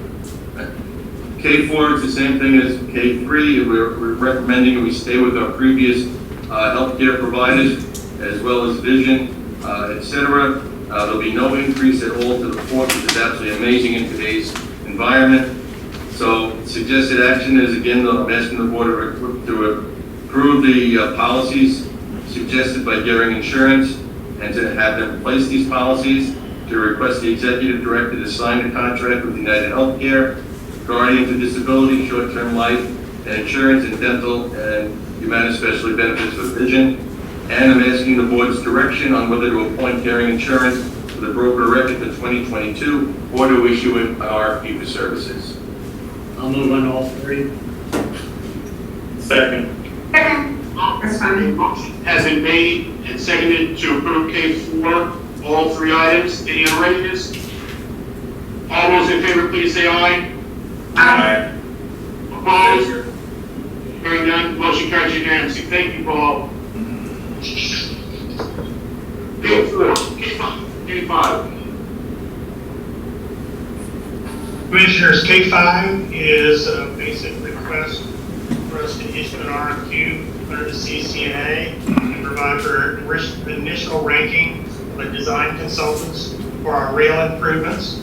We have a $8,399,000 grant in hand with a target date for completion required by December 31st, 2024. Our existing consultants are limited to $1 million projects in the case of CH2M and $2 million in the case of ECF and Kimley Horn. State law now additionally allows you to go up to $4 million, but requires that projects over $4 million in value go out for a new CCNA. We're asking for your approval to do this. This is an important upgrade for our rail as we get to more rail traffic. We already have tropical with double stacked cars on rails, etc. Big part of this will be upgrading to a heavier rail, and then looking at the other improvements we need to be ready for the future as we have more containers come by rail as traffic gets so heavy on our road systems. Thank you, Ron. Any comments, or is your motion? We have a comment from Mr. Gerald Ward on this item. Thank you. Mr. Ward, thank you. Gerald Ward, 2135 Broadway, Riviera Beach. This item is something that the executive director, Sonny Dredon, of the early 1970s, who then was suckered away from this district, to go to Port Manatee, which was used as a comparable, which has major tonnage and so forth, and is really doing exceptionally well. But the concepts of this project were developed, and it's taken us decades, 50 years, to get to these improvements. Now, I suggest that the port engineer put one additional sentence in the RFQ to make sure that if the consultant comes up with some other ideas, that he's able to be paid for some minor modifications, because this particular project can be beneficial to the citizens of Riviera Beach more than any other project that the port has accomplished recently. It allows a better handling of rail traffic, which is currently blocking much of the city's 13th Street and Blue Heron Boulevard and Silver Beach at some times. So I would just make sure that you have flexibility in this document so that you can get as much advice as you need. Thank you. Ron, any thoughts about that at all? Well, we need a consultant to come in here and look at this entire project so that we can do the best thing for today and for the future. I think some of the things that have been planned may have been planned before we had the need the way we do now. So I think it's important that we move forward and look at this entire concept of how our rail can best serve the port and the community. But why do you hire these folks? Just go ahead and make sure you can get their advices, since they will be working on an $8 million project. The motion's been made, approved, paid five, is there a second? Motion's been made by Sickman, seconded by Waldron. Any comments? Hearing none, all in favor, please say aye. Aye. Aye. Opposed? Now, the motion carries unanimously. Thank you, carries 5-0. Any comments from the public, starting with Mr. Ward? Gerald Ward, 2135 Broadway. Two quick items. One is that the mechanism that the lawyers came up with is certainly unique and will be conveyed to the legislature in modifications of 252-36 for this coming session. Number two, if you think about it, take out two of the chairs at the dais and move them down below to have a table in front of each one, and you can attain your 6 foot distancing so that you can actually look at the public and look at each other, which would shorten this meeting. I'm quite sure that Commissioner Sickland is upset that it's 1902. 3 hours is a almost new record. Thank you. Thank you. Any further comments from the public, Beatrice? No, Commissioner, none. We will close comments from the public and go to the board. Catherine? I have two quick comments. One, I'd like to congratulate Manny on his election to the Florida Ports Council. Thank you. Thank you very much. And I'd like to, on behalf of all the commissioners, wish Ken speedy recovery. Absolutely. Thank you. Commissioner Anderson? Thank you, Mr. Chair, and I echo those same sentiments concerning Ken Hearn, wish him a speedy and recovery, as well as congratulations to our director. And if we could definitely take to heart Mr. Gerald Ward's comments, because I think you made some valid points, So we can definitely look into making sure that the backup contains, some additional information. But, definitely to the staff that, has maintained a fabulous job. As well as to each one of my board members. We all don't agree on certain items, but certain items that we do. But that what makes us, a special board. So thank you, Mr. Chair. Thank you, Commissioner. Commissioner Sickler. Blair, you've talked far too much today. That's why we're here this late, Blair. It's okay. It was an important meeting today. We had a lot to accomplish, and I appreciate everyone being courteous to each other, and move on to next month. Thank you for that, Blair. Commissioner Enright, you look good in red. Thank you. My heart goes out to Ken and his family, and he will continue to be in our prayers. Mr. Mayor, is he at home yet? Is he home? Is he at home? Yes, he's at home. Okay, well, I send my prayers out, and board members enjoyed the night. I guess we've gone over, but one thing about my dinner is already ready. I put it in the oven, and it's done now. Makes life simple. Great meeting, commissioners. I also wish Ken the best, Manny. We're very proud of you. And Manny, you got a comment, please, Manny? I do. I just wanted to reach out to two individuals who have really done an outstanding, and I know both of them at one point were in pain. Paul Zielinski came in a little bit late this morning. Did not have a good night. He's a trooper. He's here, and I am sure that you can't see it from his face, but he's not doing well. And of course, also Michael. He wasn't doing well a couple days back, but then again, he showed up. So we have a good staff, commissioners, and I want to thank each and every one of your commissioners for your positive vote. So thank you. We'll be here tomorrow. Okay, Manny, thank you as well. Our next meeting is October 15th at 4 p.m.